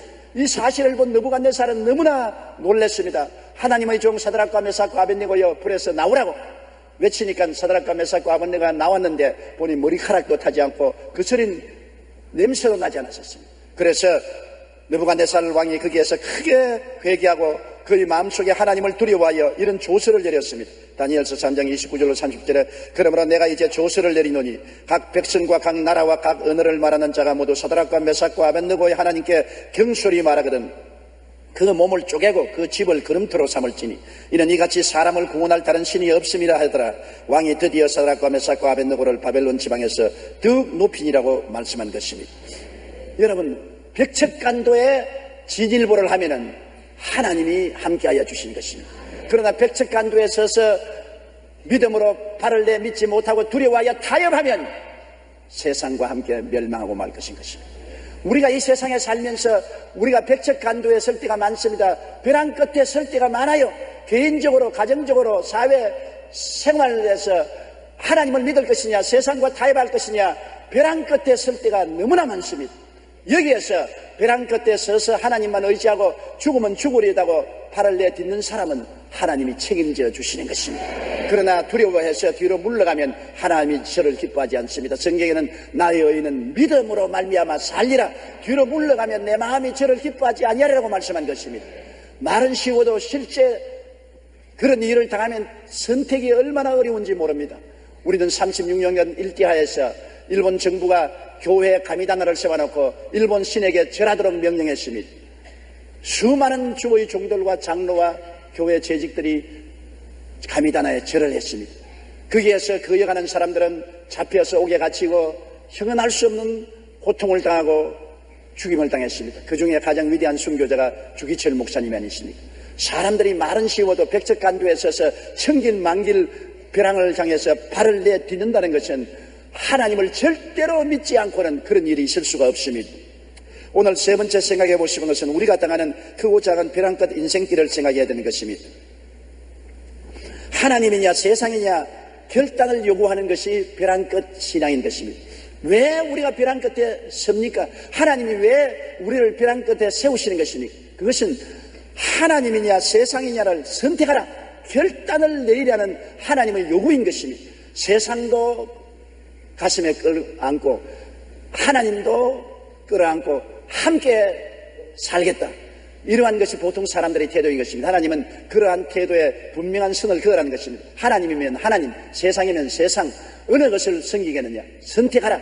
그래서 벼랑 끝에 서서 하나님을 믿고 한 발자국 내 뒤 하나님과 함께 살겠느냐, 안 그러면 세상으로 돌아가겠느냐, 둘 중에 하나를 택하라는 것입니다. 망하더라도 하나님을 사랑하겠느냐, 망하더라도 하나님을 믿겠느냐, 이것을 시험하는 것입니다. 파사왕 다리오 때 바로 다니엘이 경험한 것이 그것입니다. 파사왕 다리오는 바벨론을 멸망시키고 난 다음 파사왕을 세우고 그 다음에는 그 온 나라를 다스릴 때 총리 세 사람을 세워서 세 사람 밑에 문무백관 관리를 두어서 나라를 다스리게 했습니다. 총리 세 사람 중에 유대인인 다니엘이 한 사람이었는데 특히 다니엘이 정직하고 성실하고 근면하고 충성스러워서 다리오 왕이 사랑해서 모든 총리 외에 수장 총리로 삼으려고 했는 것입니다. 그러니까 나머지 총리와 관리들이 시기하고 질투해서 다니엘을 어찌하는지 올무에 집어넣으려고 했는데 너무나 정직하고 성실하고 착하기 때문에 그의 어느 심사 행동을 통해서는 잡을 수 없으므로 신앙으로 잡으려고 했는 것입니다. 그는 열렬히 하나님을 섬기는 사람이었기 때문인 것입니다. 이래서 총리들과 관리들이 다리오 왕이 와서 아부를 했습니다. 다리오 왕이요, 지금부터 30일 동안 이 나라의 어떠한 사람에게나 신에게 기도하든지 절하는 사람은 사자굴에 집어넣는다는 어명을 내리고 의인을 치소서. 그래서 온 국민이 오직 다리오 왕만 숭배하게 하소서. 그 아부에 안 넘어갈 왕이 있겠습니까? 그래서 조문을 만들고 인장을 찍었습니다. 총리 중에 한 사람인 다니엘이 이 사실을 잘 알았습니다. 그가 이제 하나님께 기도하거나 하나님을 섬기면 30일 이내에 그 일을 하면은 사자굴 속에 들어갈 것 번연히 합니다. 선택의 기로에 섰습니다. 백척간도에 섰습니다. 하나님을 계속 믿고 예배드리고 섬길 것이냐, 그렇지 않으면 그가 타협해서 하나님을 섬기는 것을 중지할 것이냐, 어마어마한 결단에 도착하게 된 것입니다. 다니엘서 6장 10절에 다니엘이 조스의 왕의 도장이 찍힌 것을 알고도 자기 집에 돌아가서 윗방에 올라가 예루살렘으로 향한 창문을 열고 전에 하던 대로 하루 3번씩 무릎을 꿇고 기도하며 그의 하나님께 감사하였더라. 그 당시에는 감시 카메라가 없었기 때문에 눈 카메라를 사용했어요. 그 총리들과 관리들이 다니엘 집에 쫙 숨어가지고서 두 눈을 부릅뜨고 다니엘이 어떻게 하는가 보았습니다. 그러나 다니엘은 왕의 조서가 내린데도 불구하고 이스라엘 예루살렘을 향한 동쪽 창문을 열어놓고 꿇어앉아 하나님께 기도하고 감사 예배를 하루 3번씩 드렸습니다. 당장 고발당했죠. 별 도리 없이 그는 잡혀서 사자굴에 던져넣었습니다. 하룻밤을 지나고 난 다음 다리오가 다니엘아, 너가 항상 섬기고 경외하던 하나님이 너를 지켜주었더냐? 사자굴 속에서 대답이 왔습니다. 내가 항상 섬기는 하나님이 천사를 보내어서 사자의 입을 막아 내가 상하지 않고 이 자리에 살아있습니다. 이 사실이 내가 왕에게 아무도 해를 끼치지 않고 죄를 짓지 않았다는 증거입니다. 왕이 너무나 즐거워해서 곧장 다니엘을 사자굴 속에 끌어내었습니다. 그리고 그를 참수한 총리와 그 가족들을 사자굴에 던져넣으니 몸이 땅에 닿기 전에 사자가 기대로 서서 그들을 잡아서 뼈를 으스러뜨려 먹어버리고 말한 것입니다. 백척간도의 진일보입니다. 죽느냐 사느냐의 기로에 서서 하나님을 택할 것이냐 세상을 택할 것이냐, 그 위기에서 위대한 믿음의 용사들은 하나님을 택했던 것입니다. 초대교회 교부들 중에 황금의 입이라는 별명을 가진 요한 크리소스톰의 이야기가 있습니다. 그의 생존 당시 로마 정부는 기독교를 법으로 금지했기 때문에 크리소스톰은 복음을 전하다가 잡혀서 감옥에 갇혔습니다. 그는 감옥에 갇히자마자 오 주님, 감옥에 갇힌 죄수들에게 복음을 전하라고 저를 이곳으로 보내주셨군요. 감사합니다라고 기도했습니다. 그리고 감옥에서 쉬지 않고 복음을 전했습니다. 결국 그에게 사형이 구형되었는데 이 사실을 안 크리소스톰은 주님 감사합니다. 성도의 가장 아름다운 죽음이 순교라고 했는데 저 같은 사람을 순교의 반열에 동참케 하시니 감사합니다고 기도했습니다. 그리고 사형장에 끌려가서 사형을 받으려는 그 찰나에 왕의 명령이 떨어졌습니다. 크리소스톰을 사형시키지 말라. 그를 방면시켜라. 사형 중지령이 내렸습니다. 그러자 그는 하나님 감사합니다. 아직도 종에게 할 일이 남아있으면 죽도록 충성할 수 있도록 도와주십시오라고 기도했습니다. 그는 죽고 사는 기로에서 무조건 믿음을 선택했던 것입니다. 어찌 되든지 하나님의 뜻을 이루기로 작정하고 나가자 하나님께서 적극적으로 사형을 면하게 하여서 계속 복음을 전할 수 있게 만들어 주신 것입니다. 우리 역시 살든지 죽든지 흥하든지 망하든지 성하든지 쇠하든지 주님을 믿는 길을 택하시기를 주님 이름으로 축원합니다. 세상 길을 택하는 것은 쉽습니다. 아무 고통당하지 않고 세상을 걸어갈 수가 있는 것입니다. 그러나 주님의 길을 택할 때는 십자가를 걸머져야 될 때가 많고 누구나 벼랑 끝에 서서 천진만길 밑을 내려다보면 어지럼증이 나서 발을 움직일 수 없습니다. 그러나 하늘을 바라보고 위를 쳐다보고 한 발자국 내디디면 주님께서 그 이유는 책임져 주시는 것입니다. 주님께서 붙들어 주시든지 천당으로 데려가 주시든지 주님 절대 책임을 지실 것을 믿고 주님께 내어 맡기고 주님의 길을 택하는 여러분이 되시기를 주님 이름으로 축원합니다. 벼랑 끝에 서는 이유는 주님께서 진짜 믿음이냐 가짜 믿음이냐를 시험해 보시기 위해서 그러는 것입니다. 가짜 믿음은 절대로 벼랑 끝을 떠나지 않습니다. 가짜 믿음을 가진 사람이 어떻게 감히 벼랑에서 한 발자국 내딛습니까? 진짜 믿음을 가진 사람, 하나님을 눈에 안 보이지만 눈에 보는 것 같이 바라보고 믿는 사람은 하나님을 의지하고 주의 손을 잡고 벼랑 끝에서 발을 내딛지만 가짜 믿음은 그렇지 않습니다. 형식적이고 의식적으로 주를 믿은 사람은 그 자리에서 뒤로 물러서는 것입니다. 주님을 배반하는 것입니다.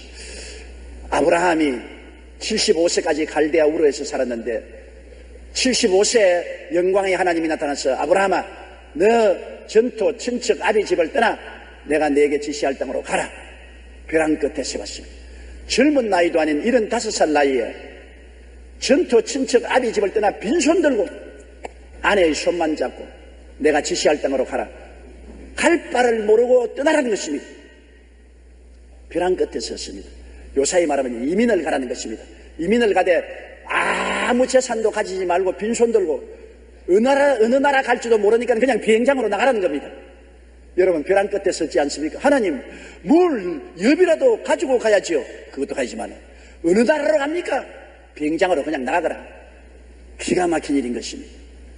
벼랑 끝에 섰습니다. 아브라함은 이 벼랑 끝에 섰을 때 뒤로 물러가지 않고 하나님 편에 서서 갈 바를 모르고 출발한 것입니다. 창세기 12장 1절에 야훼께서 아브라함에게 이르시되 너는 너희 고향과 친척과 아버지의 집을 떠나 내가 네게 보여줄 땅으로 가라. 히브리서 11장 8절에 믿음으로 아브라함은 부르심을 받았을 때 순종하여 장래의 유업으로 받을 땅에 나아갈새 갈 바를 알지 못하고 나아갔었습니다. 이런 것이 벼랑 끝 믿음에서 승리를 가져온다는 것입니다.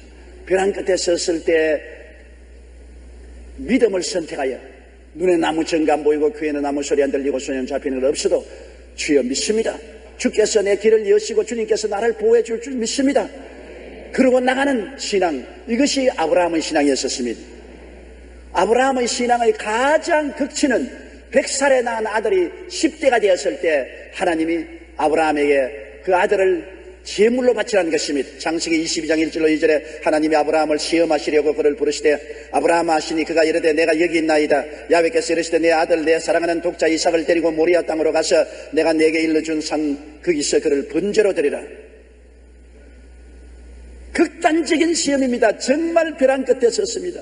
100살에 낳은 아들 이삭, 눈에 넣어도 아프지 않은 사랑하는 아들, 10대의 귀한 아들을 모리아 산으로 데려가서 잡아 각을 떠서 장작불로 태워서 제물로 바쳐라. 벼랑 끝에 서지 않았습니까?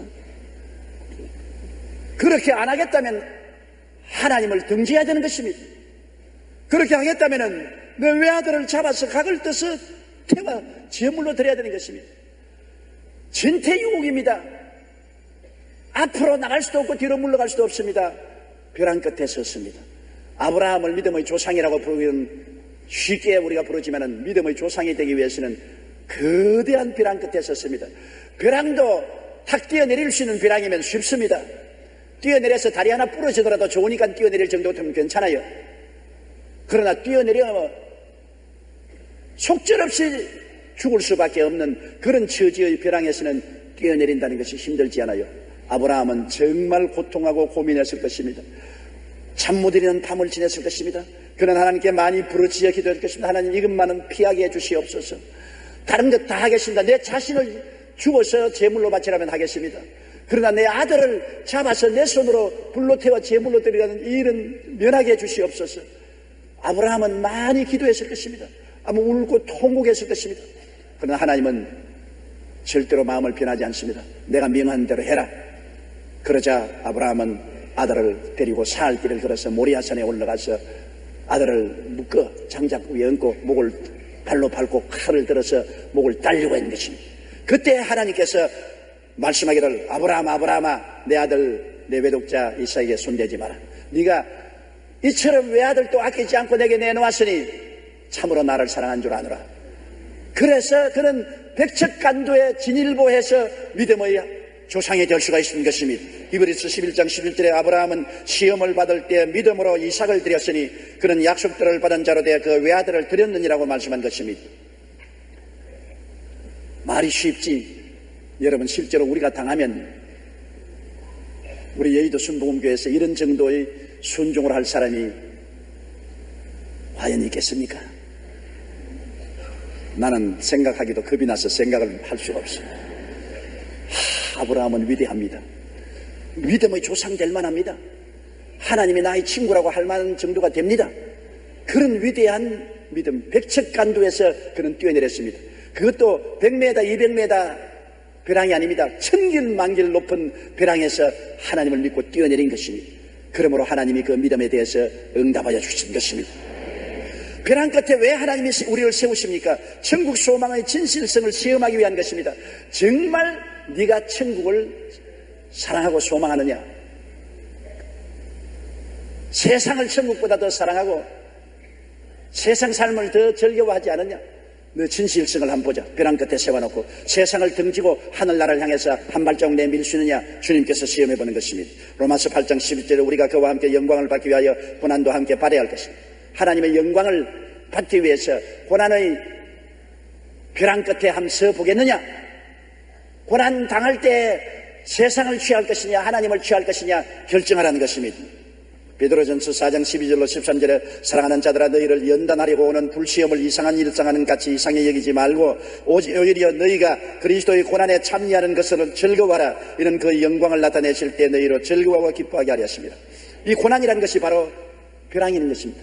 여러 가지 고난은 우리에게 다가오는 여러 가지 벼랑인 것입니다. 큰 고난은 큰 벼랑이고 적은 고난은 적은 벼랑입니다.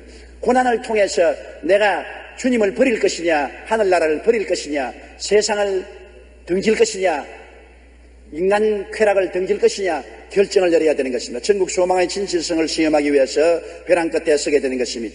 믿음의 계산법은 역설적일 때가 많습니다. 맨솔의 다음을 만들어 미국의 거부가 된 A.A. 하이드는 사업을 시작하는 초창기에 10만 불의 엄청난 빚을 진 상태에서 11조 생활을 계속했습니다. 그의 가족들과 주위의 사람들이 빚이 이렇게 많은데 11조를 한다니 너 좀 돌았지 않느냐. 가족들의 반발이 심했습니다. 그리고 사업회사의 직원들조차도 비웃고 거역했습니다. 미쳤다고 손가락질을 했습니다. 그러나 하이드는 말하기를 하나님은 제1의 채권자들, 내가 다른 사람에게 10만 불 빚을 졌을 뿐 아니라 11조는 하나님에 대한 빚이다. 하나님 빚 먼저 갚고 나는 세상 빚을 갚겠다. 그런 믿음의 고백을 계속하면서 11조를 낸 결과에 시험에 합격한 것입니다. 그가 벼랑 끝에 섰습니다. 11조를 안 낼 수도 있습니다. 내가 돈 많이 벌고 성공하면 11조 내겠습니다. 그렇게 할 수 있습니다.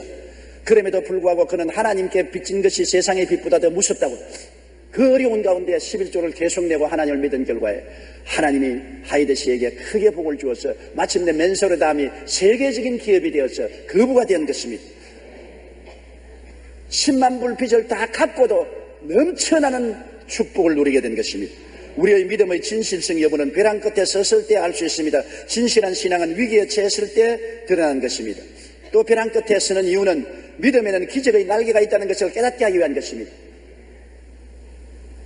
벼랑 끝에 서서 한 발자국 내민다는 것은 돌멩이처럼 떨어져 죽는 것입니다. 그러나 벼랑 끝에 서기 전에는 절대로 모르는 것이 있습니다. 믿음이란 눈에 안 보이는 날개가 달려있다는 것을 모르는 것입니다. 떨어지면 믿음의 날개로서 날기 시작하는 것입니다. 독수리가 새끼를 훈련할 때 어미가 등에 업고 높은 데 올라가서 떨어뜨립니다. 새끼들은 독수리 우리에서만 자랐기 때문에 날개가 있는 것을 모릅니다. 우리 밖에 나오려고 하지 않습니다. 그래서 어미들이 새끼를 등에 업고 높이 날아 올라가서 공중에서 떨어뜨립니다. 날개가 있는 것을 모르던 새끼들이 떨어질 때 결사적으로 몸을 부둥대 보니까 날개가 있어 나는 것을 깨닫게 된 것입니다. 날개를 부둥거리는 놈은 날고 부둥거리지 않는 놈은 돌멩이처럼 떨어져서 죽었습니다. 독수리가 새끼를 훈련하는 것처럼 하나님이 여러분을 벼랑 끝에 세워서 밀쳐버리는 것은 여러분에게 믿음의 날개가 있는 것을 발견하게 하려고 그렇게 하는 것입니다. 믿음이 얼마나 큰 역사를 하는지요. 마가복음 11장 23절 24절에 내가 진실로 너희에게 이르노니 누구든지 산들어 들리어 바다에 던지라 하며 그 말하는 것이 이루어질 줄 마음에 믿고 의심하지 아니하면 그대로 되리라. 그러므로 내가 너희에게 말하노니 무엇인지 기도하고 구한 것은 받은 줄로 믿으라. 그리하면 그대로 되리라. 이러한 믿음이 우리에게 있는 것을 깨닫게 하기 위해서는 벼랑 끝에 세워서 밀어버려야 되는 것입니다. 그래야 부둥대다가 보니까 믿음의 날개가 달렸구나. 벼랑에 떨어질 것이 아니라 믿음으로 날 수가 있는구나. 이것을 여러분이 발견할 수 있게 된다는 것입니다. 로버트 슐러 목사님의 글에 이런 내용이 있습니다. 절벽 가까이로 나를 부르셔서 다가갔습니다. 절벽 끝에 더 가까이 오라고 하셔서 더 가까이 갔습니다. 그랬더니 절벽에서 겨우 발을 붙이고 서 있는 나를 절벽 아래로 밀어버리는 것이었습니다. 물론 나는 그 절벽 아래로 떨어졌습니다. 그런데 나는 그때까지 내가 날 수 있다는 것을 전혀 몰랐습니다. 그렇습니다. 하나님은 마치 어미 독수리가 새끼 독수리에게 하는 것처럼 우리를 훈련시킵니다. 이러한 훈련을 통해서 우리는 믿음의 기적의 날개가 있음을 깨달아 알 수가 있게 되는 것입니다. 저는 지난 4월 23일 순복음 가족신문에 실린 유근아 장로님의 이야기를 읽고 깊은 감동을 받았습니다. 우리 교회 장로이시고 서울 이병원 원장이신 유근아 장로님은 전통적인 유교 가정에 태어나 중학교 때 친구를 따라 동네 교회 부흥회에 갔다가 회개하고 예수를 믿었으나 고등학교 때 그만 타락하고 예수를 버렸습니다. 그러다가 결혼하고 난 다음 사모님인 김희원 권사님의 전도를 받아 다시 교회에 출석하기 시작했습니다. 장가 잘 들어야 돼요. 중학교 때 믿다가 고등학교 타락한 분을 권사님과 결혼하고 난 다음에, 그때는 권사님이 아니었지만 예수 잘 믿는 아내를 얻으니까 도로 회개하고 주님께 돌아가기 시작했습니다. 그의 장로님은 동료들과 히말리아 카라코람 산맥을 등반하게 되었습니다. 그들은 파키스탄과 중국 접경에 위치한 카라코람 산맥을 오르기 시작해서 8,000m 봉우리에 도착했습니다. 간도 크지요. 벌써 4,000m만 올라가면 숨이 답답합니다. 산소가 부족한데 8,000m를 어떻게 올라갑니까? 의사 선생님이 환자나 돌보지 무슨 산은 또 왜 올라갔는지. 점점 눈보라가 몇십 개 치고 대원들의 호흡이 거칠어졌습니다. 그런데 갑자기 앞에 가던 대원 한 사람이 벼랑에서 미끄러져서 천길만길 끝도 보이지 않는 나락으로 떨어져서 시체조차 찾을 수 없어 죽음을 당코 말았습니다. 벼랑 끝에서 동료의 죽음을 보았습니다. 장로님은 출발할 때 아내가 가방에 넣어주었던 작은 성경책을 꺼내 베이스 캠프에 돌아와서 추도 예배를 인도했습니다. 그러나 동료의 죽음 앞에 그들 모두는 얼마나 인간이 연약한 것을 느끼고 마음에 큰 충격을 받고 정신이 아득했습니다. 인생은 언제고 벼랑 끝에 서면은 종말이 다가온다는 것을 느꼈습니다. 장로님 역시 창조주 하나님의 보호하심이 얼마나 필요한가를 절감하고 예수님을 섬기는 일이 가장 가치 있다는 것을 새삼 깨달았습니다. 벼랑 끝에 동료가 떨어져 죽는 것을 보고 인생이란 허무하게 짝이 없, 결국엔 이렇게나 저렇게나 인간은 죽는다는 절감을 하고 하나님을 섬기는 일을 하겠다고 결심했습니다. 장로님은 인생의 터닝 포인트가 되었습니다. 등반에서 돌아온 장로님은 모든 일의 최우선을 하나님 섬기는 일에 집중했고 하루도 빠짐없이 가정 예배를 드렸습니다. 그러자 하나님은 축복하기 시작했습니다. 안과 전문의로 명성과 함께 물질도 부어주었습니다. 현재 르구나 장로님은 베트남, 필리핀, 아프리카, 케냐 등지로 의료 선교를 다닙니다. 선한 사람들을 통해 아프리카, 케냐에 케어센터를 짓는 데도 동참했습니다. 무섭게로 소문난 마사이족을 찾아가 의료 봉사도 하고 한국에서는 쪽방과 탑골 공원 노인들, 장애인들의 배단위 마을을 찾아다니며 정기적으로 진료하고 있습니다. 매년 한 차례씩은 우리 교회 선교대회에 참석하기 위해 오는 선교사님들에게 무료 건강검진을 베풀고 있습니다. 교회에 등한했던 한 청년이 인생의 벼랑 끝에 서는 경험을 통해 진정한 신앙인으로 변화되었던 것입니다. 진실한 신앙은 벼랑 끝 체험을 해야 이루어지는 것입니다. 벼랑 끝에 서봐야 사느냐 죽느냐의 결단을 내리고 인생이 얼마나 허무하고 하나님을 섬기는 것이 얼마나 귀중한 것을 알게 되는 것입니다. 한때 예수님의 제자들은 벼랑 끝에서 다 도망을 쳤습니다. 겟세마네 동산에서 포박당할 위험에 처하자 예수님을 두고 다 도망을 쳤습니다. 그러나 오순절날 성령을 받고 난 다음엔 그들은 모두 다 벼랑 끝에 서서 자기의 목숨을 바쳤습니다. 예수 그리스도를 전하기 위해서 주어도 타협하지 않냐고 하늘나라를 향해서 발걸음을 내디딛고 순교로서 그 인생을 마치게 된 것입니다. 여러분, 우리가 일생을 사는 동안에 수많은 크고 작은 벼랑 끝 체험을 하는 것입니다. 이런 체험을 안 하는 사람은 한 사람도 없습니다. 벼랑 끝에 서서야만 우리가 참으로 하나님을 발견하게 되고 신앙의 진실성이 증명되고 우리가 하나님을 정말 사랑하고 천국을 사랑하는 것이 증명되고 벼랑 끝에 서서야 비로소 나의 인생의 믿음이란 날개가 달려있다는 것을 발견하고 믿음으로 살 수 있는 은혜가 나타나기 시작하는 것입니다. 우리 고개 숙여 기도드리겠습니다. 사랑이 많으시고 거룩하신 우리 아버지 하나님, 우리는 크고 작은 벼랑을 맞이할 때가 너무나 많습니다. 벼랑 끝에 서서 뒤로 돌아가는 사람도 수없이 많고 벼랑 끝에 서서 두려워하여 하나님을 버리는 사람도 많고 벼랑 끝에 서서 신앙을 포기하는 사람도 많습니다. 내 아버지여, 크고 작은 벼랑 끝에 섰을 때 우리는 담대하여 하나님을 바라보고 살든지 죽든지 흥하든지 망하든지 성하든지 쇠하든지 하나님을 의지하고 믿음의 진일보를 하게 도와주시옵소서. 믿음으로 나아가서 우리의 믿음의 진실성을 증명하게 도와주시옵시고 하나님을 사랑하는 진실성도 증명하게 도와주시옵시고 천국을 사모하는 진실한 마음도 증명하게 도와주시옵시고 벼랑 끝에 진일보함으로 벼랑 끝에서 날 수 있는 믿음이 있다는 것도 깨닫게 하여 주시옵소서. 아버지 하나님, 우리가 벼랑 끝 인생을 살 때 뒤로 물러가서 세상의 노예가 되는 형제 자매들이 한 사람도 없게 도와주옵소서. 예수님 이름으로 기도드리옵나이다. 오늘 저는 임금과 선물이라는 제목으로 말씀을 나누겠습니다. 기독교가 다른 종교와 특별히 차별된 점이 바로 여기에 있습니다. 대개 일반적인 종교는 구원의 조건이 행위에 있습니다. 수양을 해라, 도덕적인 삶이나 종교적인 의를 통해서 구원의 일을 마침 좋은 일을 하라는 것입니다. 수양과 도덕과 좋은 행위의 결과로 구원을 받는다고 합니다. 그러나 기독교는 조건이 없습니다. 죄를 짓고 불의하고 추악하고 버림을 받아야 마땅한 사람들을 향해서 회개하고 예수님을 믿어라, 그러면 구원을 얻을 것이라고 말합니다.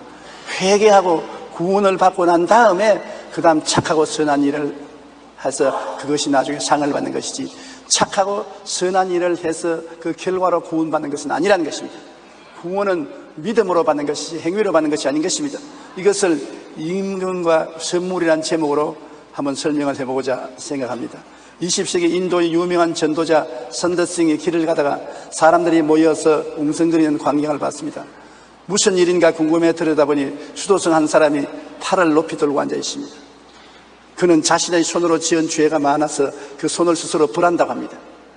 하루 종일 한 달 내내 1년 365일 팔을 떨고 있습니다. 벌 받으라고. 그래서 산다승이 하도 처근해서 수십 년을 그렇게 벌을 쓴다고 해서 그 손이 깨끗해지겠어? 마음이 깨끗해져야지 손을 들고 있다고 해서 깨끗해지지 않는다고 타일렀다는 말을 읽어본 적이 있습니다.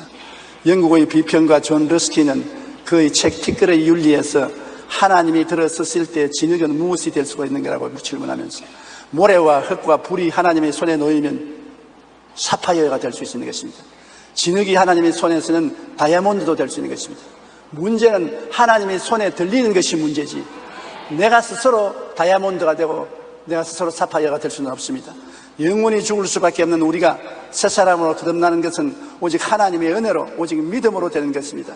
이처럼 오직 은혜와 믿음으로 우리가 새로운 존재가 되는 것이 기독교와 다른 종교와 다른 점인 것입니다.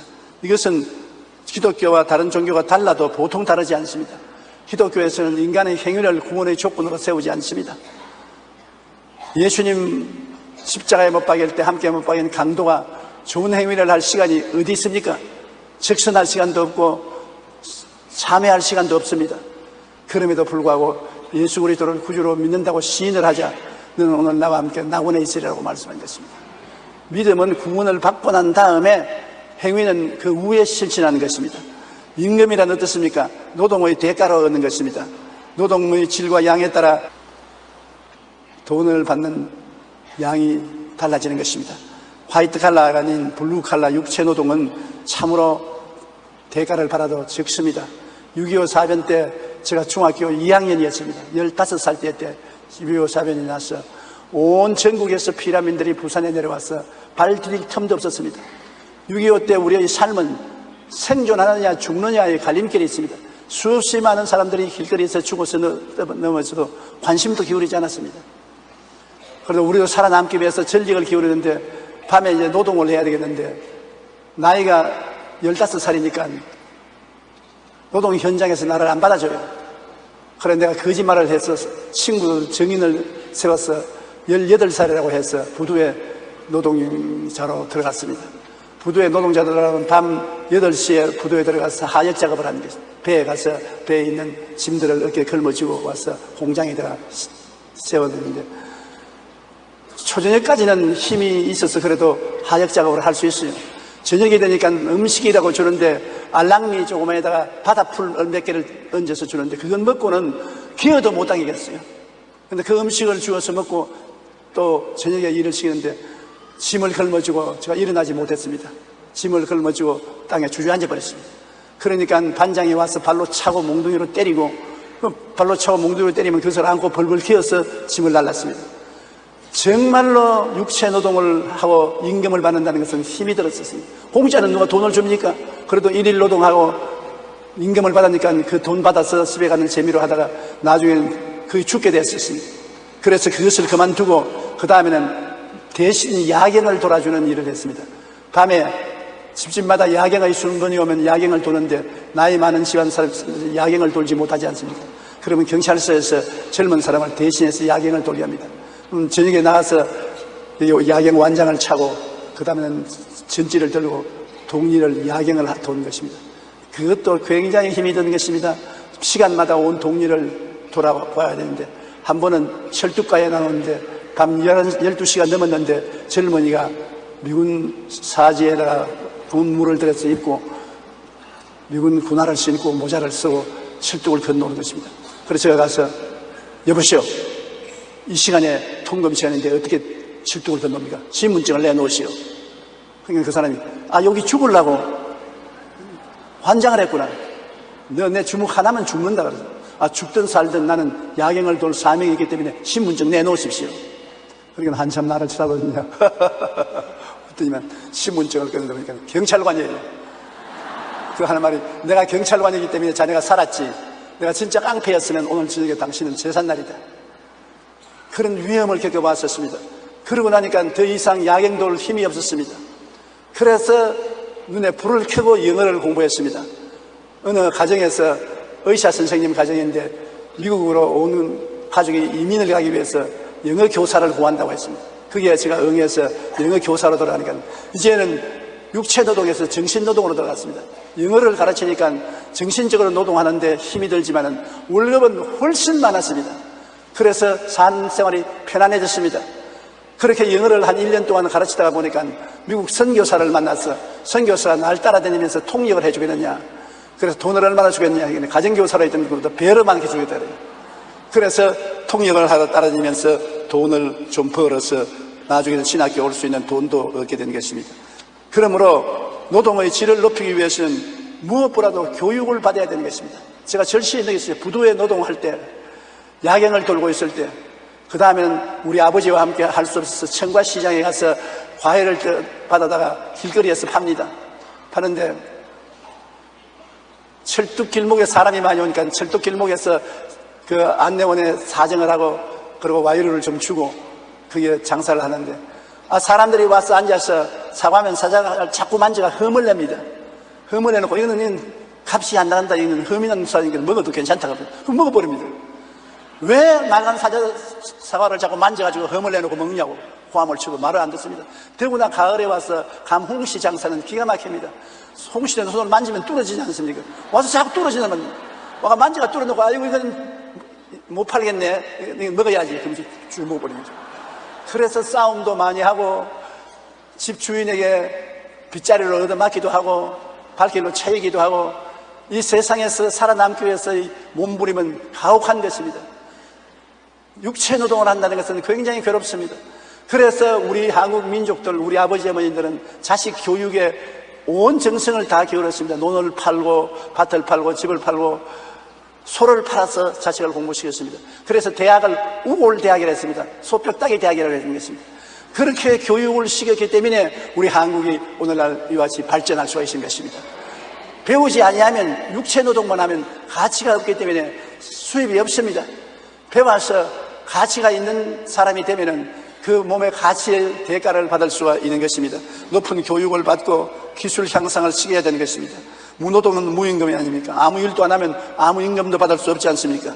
데살로니가 후서 3장 10절에 우리가 너희와 함께 있을 때에도 너희에게 명하기를 누구든지 일하기 싫어하든 먹지도 말라 하게 하라. 일을 안 하면 먹을 수가 없습니다.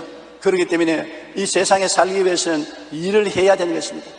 그러므로 자연히 사람들은 천국에 가기 위해서 일을 해야 된다.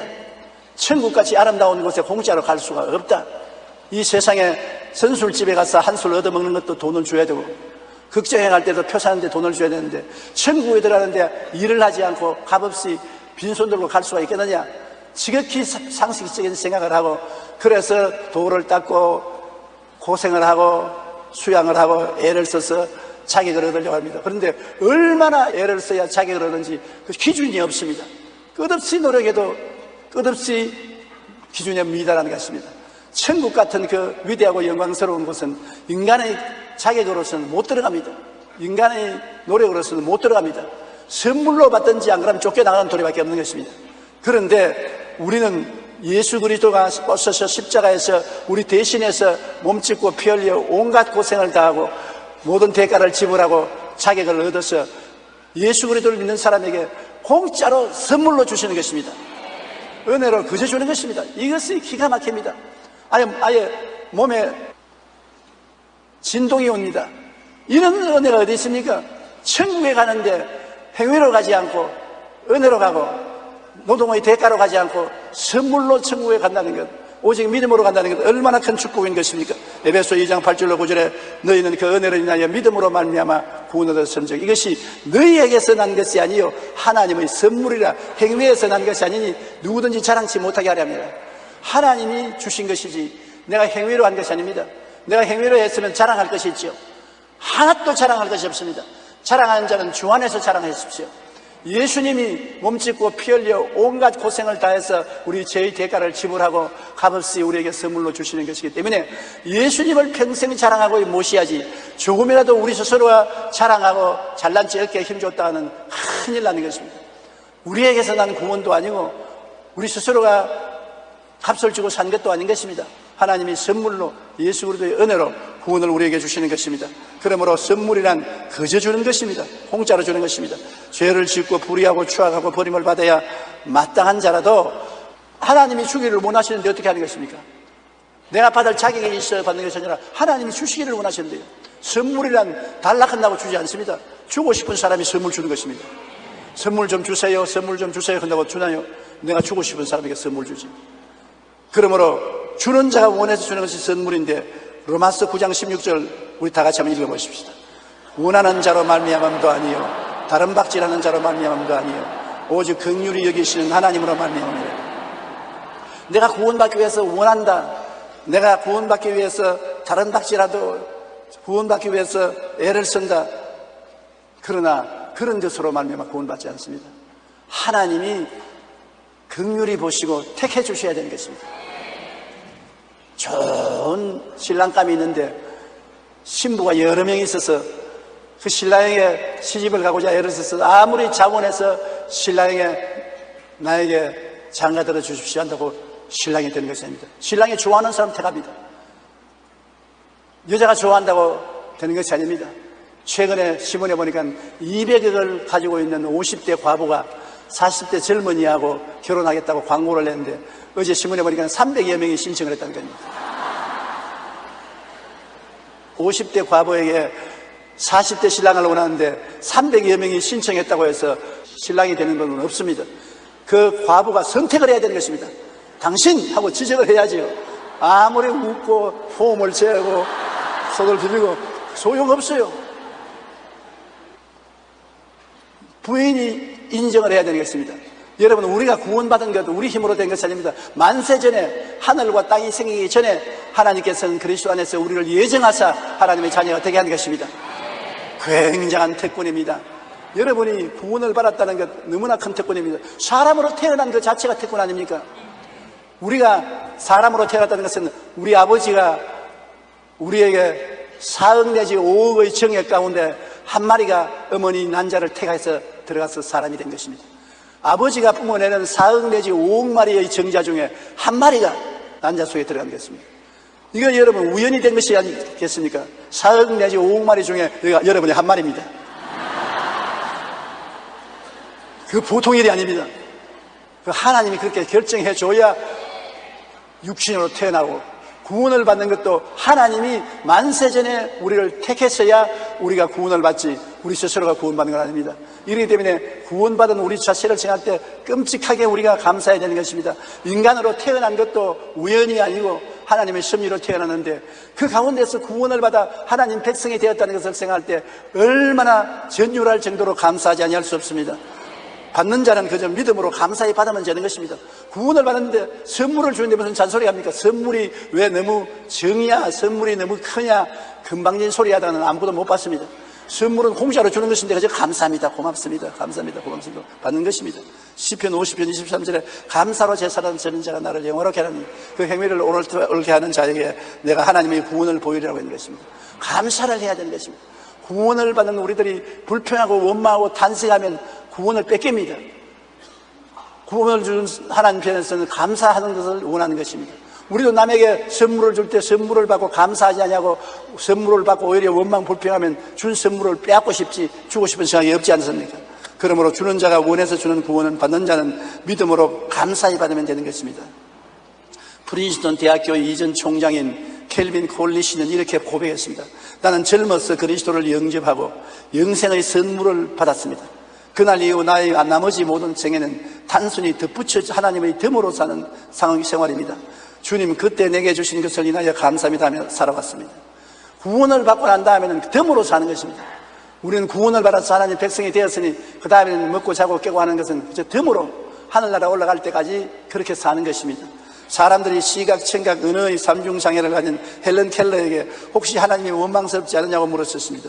그는 눈도 못 보고 귀도 못 보고 말도 못하는 시각장애인, 삼각장애인인데 그 헬런 켈러가 말하기를 받은 은혜를 헤아리기도 바쁜데 원망할 시간이 없다고 그렇게 말했었습니다. 감사한다는 것이 얼마나 좋습니까? 감사하고 기뻐하기만 해도 시간이 모자랄 지경이 됩니다. 지난 베이징 올림픽 역도 부분에서 금메달을 딴 우리 교회 출신인 장미란 선수가 경기 직후 무릎을 꿇고 기도하며 장면이 아직도 눈에 선합니다. 당시 장미란 선수는 이런 고백을 했습니다. 아무리 능력이 뛰어나도 금메달은 하나님이 주시는 것입니다. 이것이 제게 주어진 것이 정말 기쁘고 감사합니다. 사람이 다른 박질을 잘한다고 1등하는 법이 없습니다.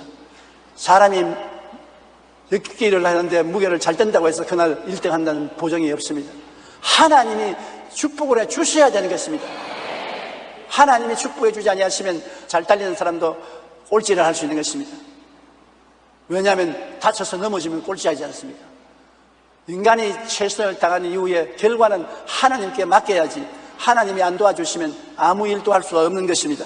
선물은 하나님이 원하셔서 우리에게 주시는 것입니다. 우리 받는 자는 믿음으로 감사히 받으면 되는 것입니다. 하나님의 선물은 우리 마음속에 깊이 감격해야 되는 것입니다. 요한복음 3장 16절 한번 다 같이 읽어보십시다. 하나님이 세상을 이처럼 사랑하사 독생자를 주셨으니 이는 그를 믿는 자마다 멸망하지 않고 영생을 얻게 하려 하십니다.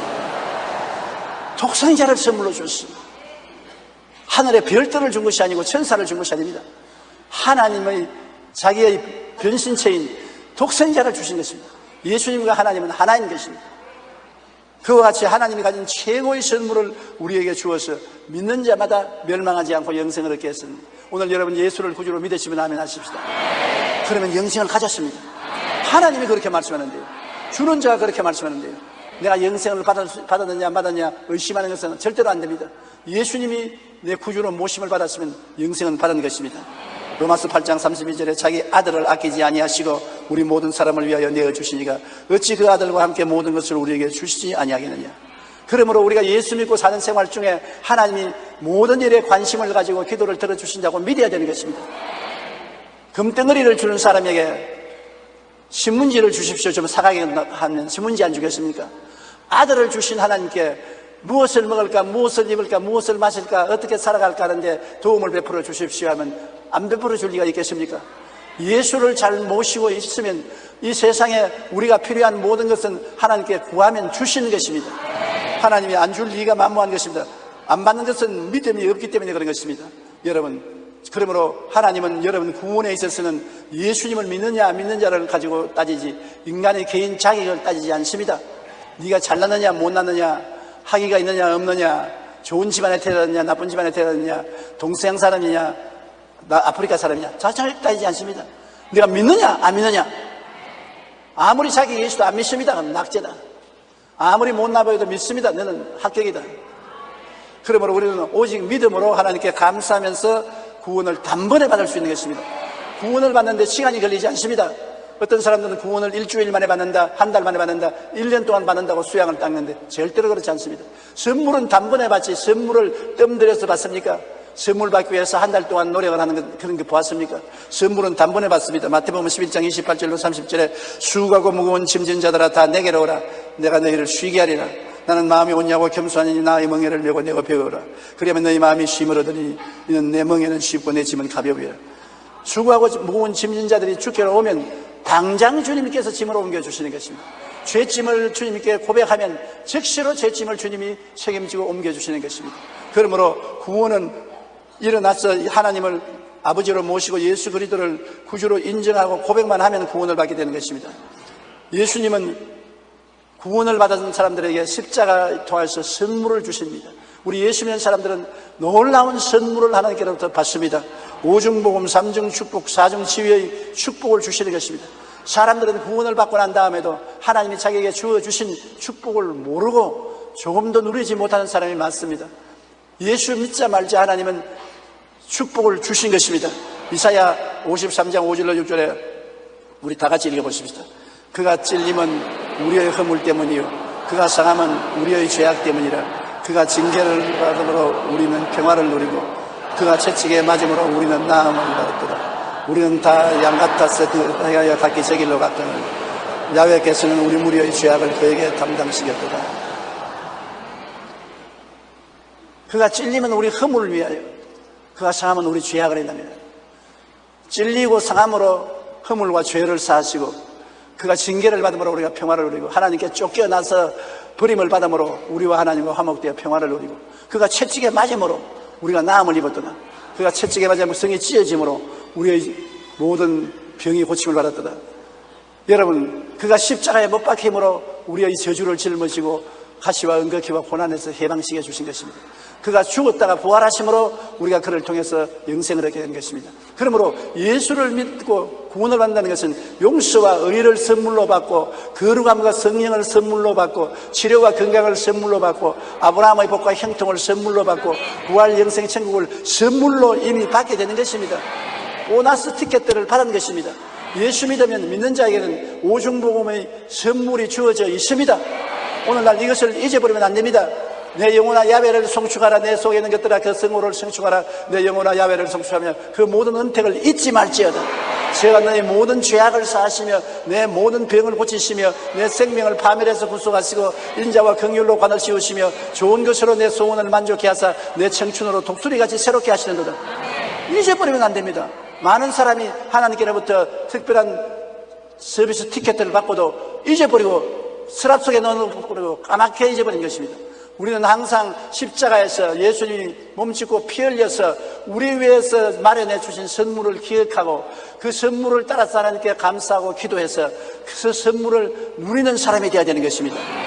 요한 3서 1장 2절에 사랑하는 자여 내 영혼이 잘됨같이 내가 범사에 잘되고 강건하기를 내가 간구하노라. 하나님이 간구한다, 간청한다. 그냥 원하는 것이 아니다. 내가 너를 위해서 몸짓고 피 흘렸으니 내 영혼이 날로 잘되는 같이 네가 범사에도 가시와 은극회의 제주에서 해방되고 잘되고 강건하기를 내가 간절히 원한다. 아무리 신앙이 좋고 성령 충만해도 너무 가난하면 삶의 고통이 심합니다. 아무리 신앙이 좋고 생활이 유복해도 몸이 죽을 병에 걸려서 고통과 괴로움을 당하면 여러분 사는 것이 괴롭습니다. 하나님께서는 진정한 뜻은 영혼이 잘됨 같이 범사가 잘되고 강건하고 생명을 얻되 넘치게 얻어 완전 구원을 받기를 원하시는 것입니다. 그리고 구원받은 사람에게는 베드로전서 2장 9절에 너는 택하신 족속이요 왕같은 제사장들이요 거룩한 나라요 그 소유 같은 백성이라고 말했습니다. 우리 아무 자격도 없는데 택하신 족속이 되었습니다. 세상에 있는 사람들은 버림받은 족속이고 여러분은 택한 족속이 되었습니다. 따라 말씀해서 나는 하나님의 은혜로 예수 믿고 천당 가는 택한 백성이 되었다. 어떻게 그렇게 팔자가 좋아서 택함을 받았습니까? 말로 다 할 수 없는 일입니다.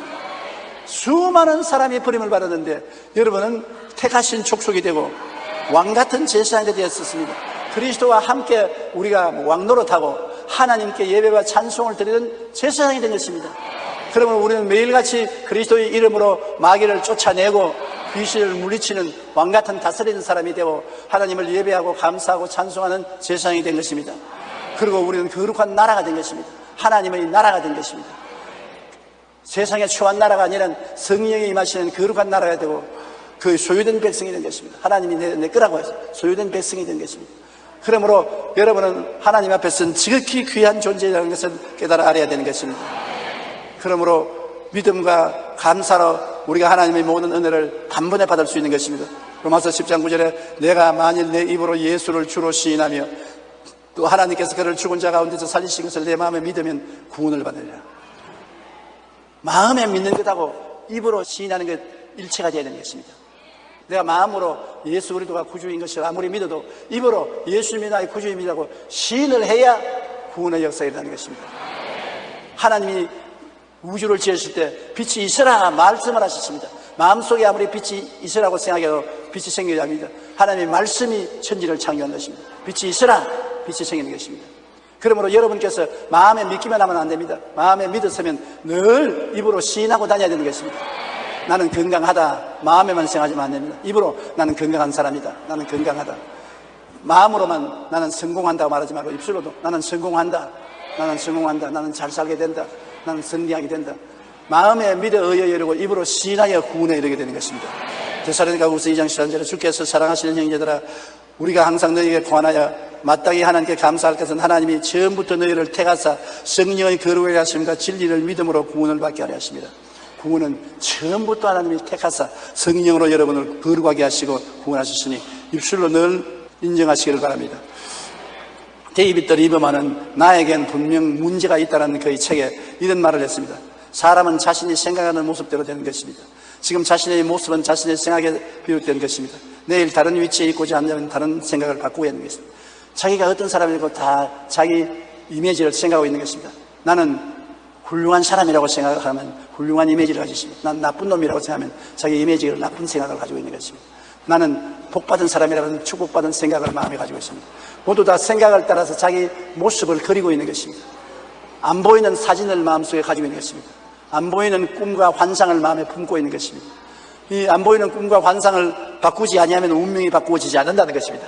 사람은 마음이 바꾸어져야 환경도 바꾸어지고 마음이 달라져야 환경도 달라진다는 것입니다. 옛말에 낱말은 새가 듣고 반말은 쥐가 듣는다고 하고 또 벽에도 귀가 있다고 말했습니다. 낱말에 무슨 새가 듣습니까? 새가 듣는 것이 아니라 낱말을 내 혼자 하더라도 내 마음의 새가 듣고 있다. 내 마음이 듣고 있다. 반말에 무슨 쥐가 사람 말 듣습니까? 반말을 하면 내 마음이 쥐가 되어서 내 마음이 반말을 내가 듣고 있다. 벽에도 귀가 있다. 벽에는 흙이 있지 무슨 귀가 있습니까? 그러나 벽에도 귀가 있다는 것은 내 마음이 내가 벽 보고 혼자 말해도 내 마음이 내 말을 듣는다는 것입니다.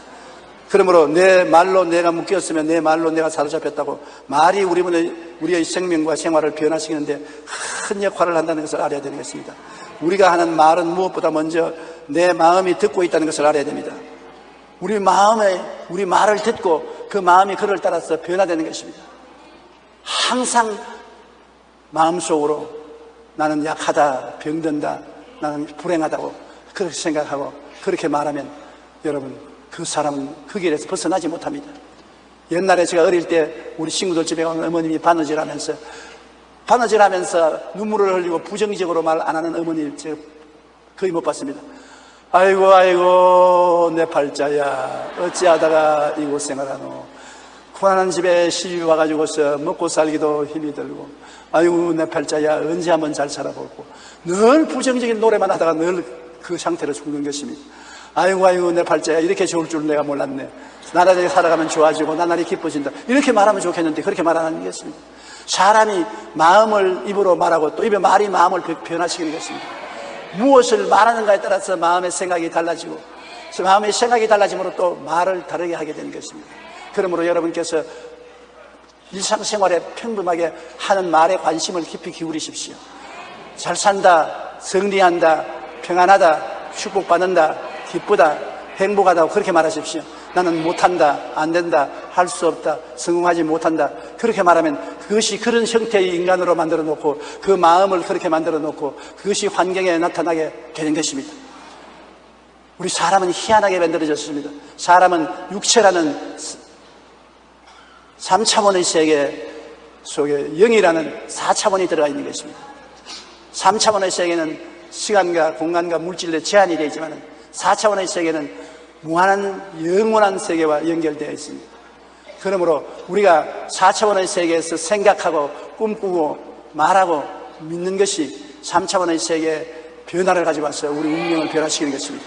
그러므로 여러분께서 꼭 4차원의 영성개발에 힘을 써야 되는 것입니다. 우리의 생각을 하나님의 생각과 일치시켜야 되는 것입니다.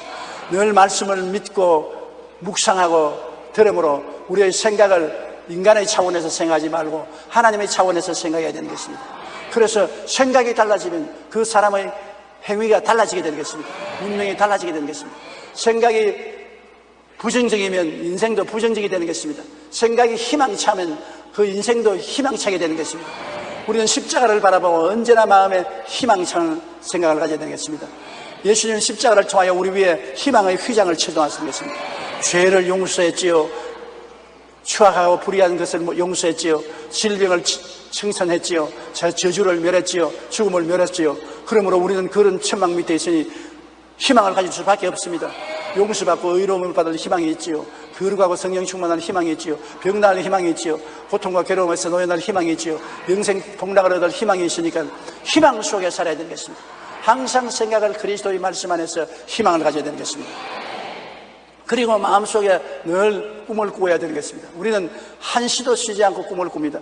요리를 할 때도 요리를 이렇게 하고 저렇게 해야 되겠다 마음에 꿈을 꾸지 않습니까? 하루를 살아갈 때도 오늘 어떻게 살아가야 되는 꿈을 꾸지 않습니까? 막연하고 목적 없이 하루를 살고 있지 않지 않습니까? 그러므로 여러분의 마음속에 항상 하나님의 말씀을 통하여 내일은 오늘보다 다음 달은 금번달보다 명예는 금년보다 나아지는 꿈을 꾸어야 되는 것입니다. 꿈이 마음을 점령하면 그 꿈이 이루어지는 것입니다. 아브라함이 85세에 자식 낳을 꿈을 별대를 바라보고 헤아렸습니다. 85세 군 꿈이 100세에 이루어진 거 보십시오. 꿈은 나이도 상관없습니다. 꿈은 나이가 들어도 이루어지는 것입니다. 마음의 꿈을 품으면 그 꿈이 이루어지는 것입니다. 우리는 평화롭게 산다. 우리는 전쟁에서 승리하고 산다. 한국의 전쟁은 일어나지 않는다. 하늘나라가 우리나라에 임하여 있다.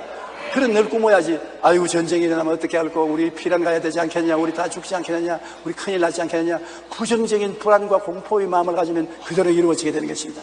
마음에 무슨 꿈을 꾸느냐가 여러분의 무슨 인생을 살까를 결정해 주는 것입니다.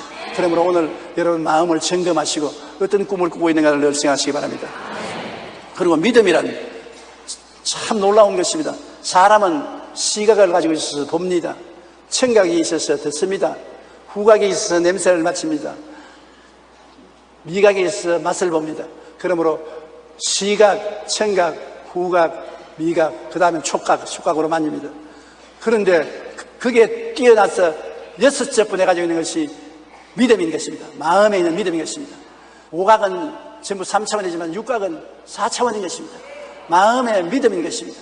마음의 믿음을 사용해서 눈도 바꾸어 놓고, 귀도 바꾸어 놓고, 코도 바꾸어 놓고, 입도 바꾸어 놓고, 촉각도 바꾸어 놓을 수 있는 것입니다.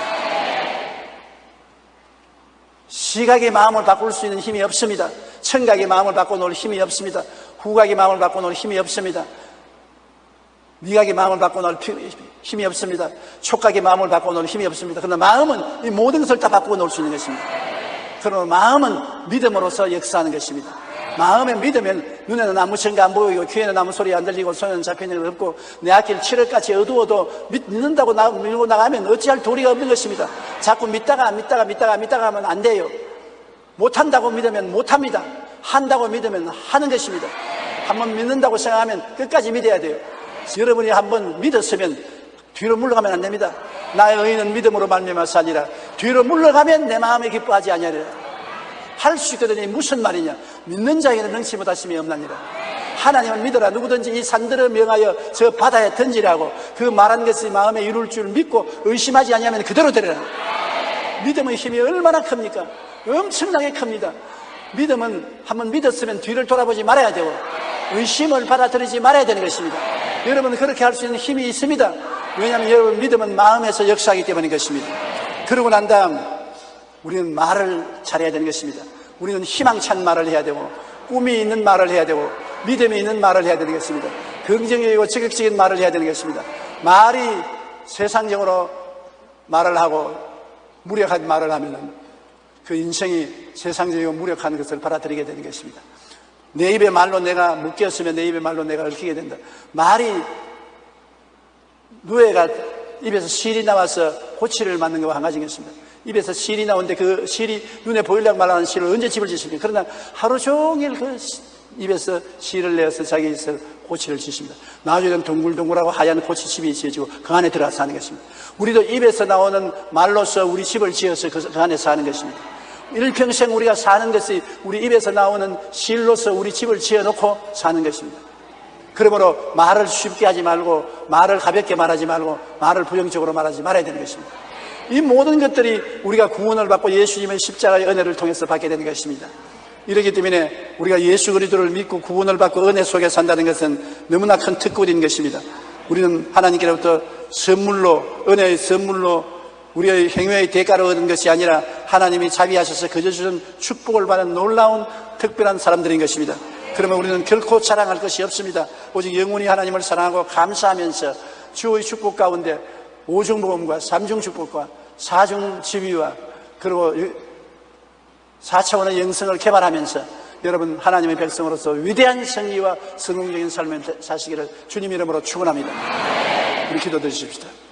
하나님 아버지여, 예수 그리스도를 단순히 믿음으로 우리가 구원을 받지만은 곧장 하나님이 우리에게 성령을 주셔서 끊임없이 우리의 인생을 개발시켜 주심을 감사합니다. 하늘나라의 지식을 주어서 하늘나라의 생각을 가지게 하고 하나님의 꿈을 마음속에 품고 현재 없는 것을 마음에 꿈꾸게 만들어 주시고 아버지 하나님이 현재 없는 것을 있는 것처럼 믿게 만들어 주시고 믿음으로 나가게 만들어 주시고 아버지여, 없는 것을 있는 것 같이 말하고 긍정적으로 말하게 만들어 주셔서 우리의 생활이 날로 영혼이 잘되면 같이 범사에 잘되며 강건하고 생명을 얻되 풍성하게 얻도록 변화시켜 주심을 감사합니다. 그리스도의 신앙은 변화받는 신앙이니 변화의 기적이 모든 성도들에게 일어나게 도와주시옵소서.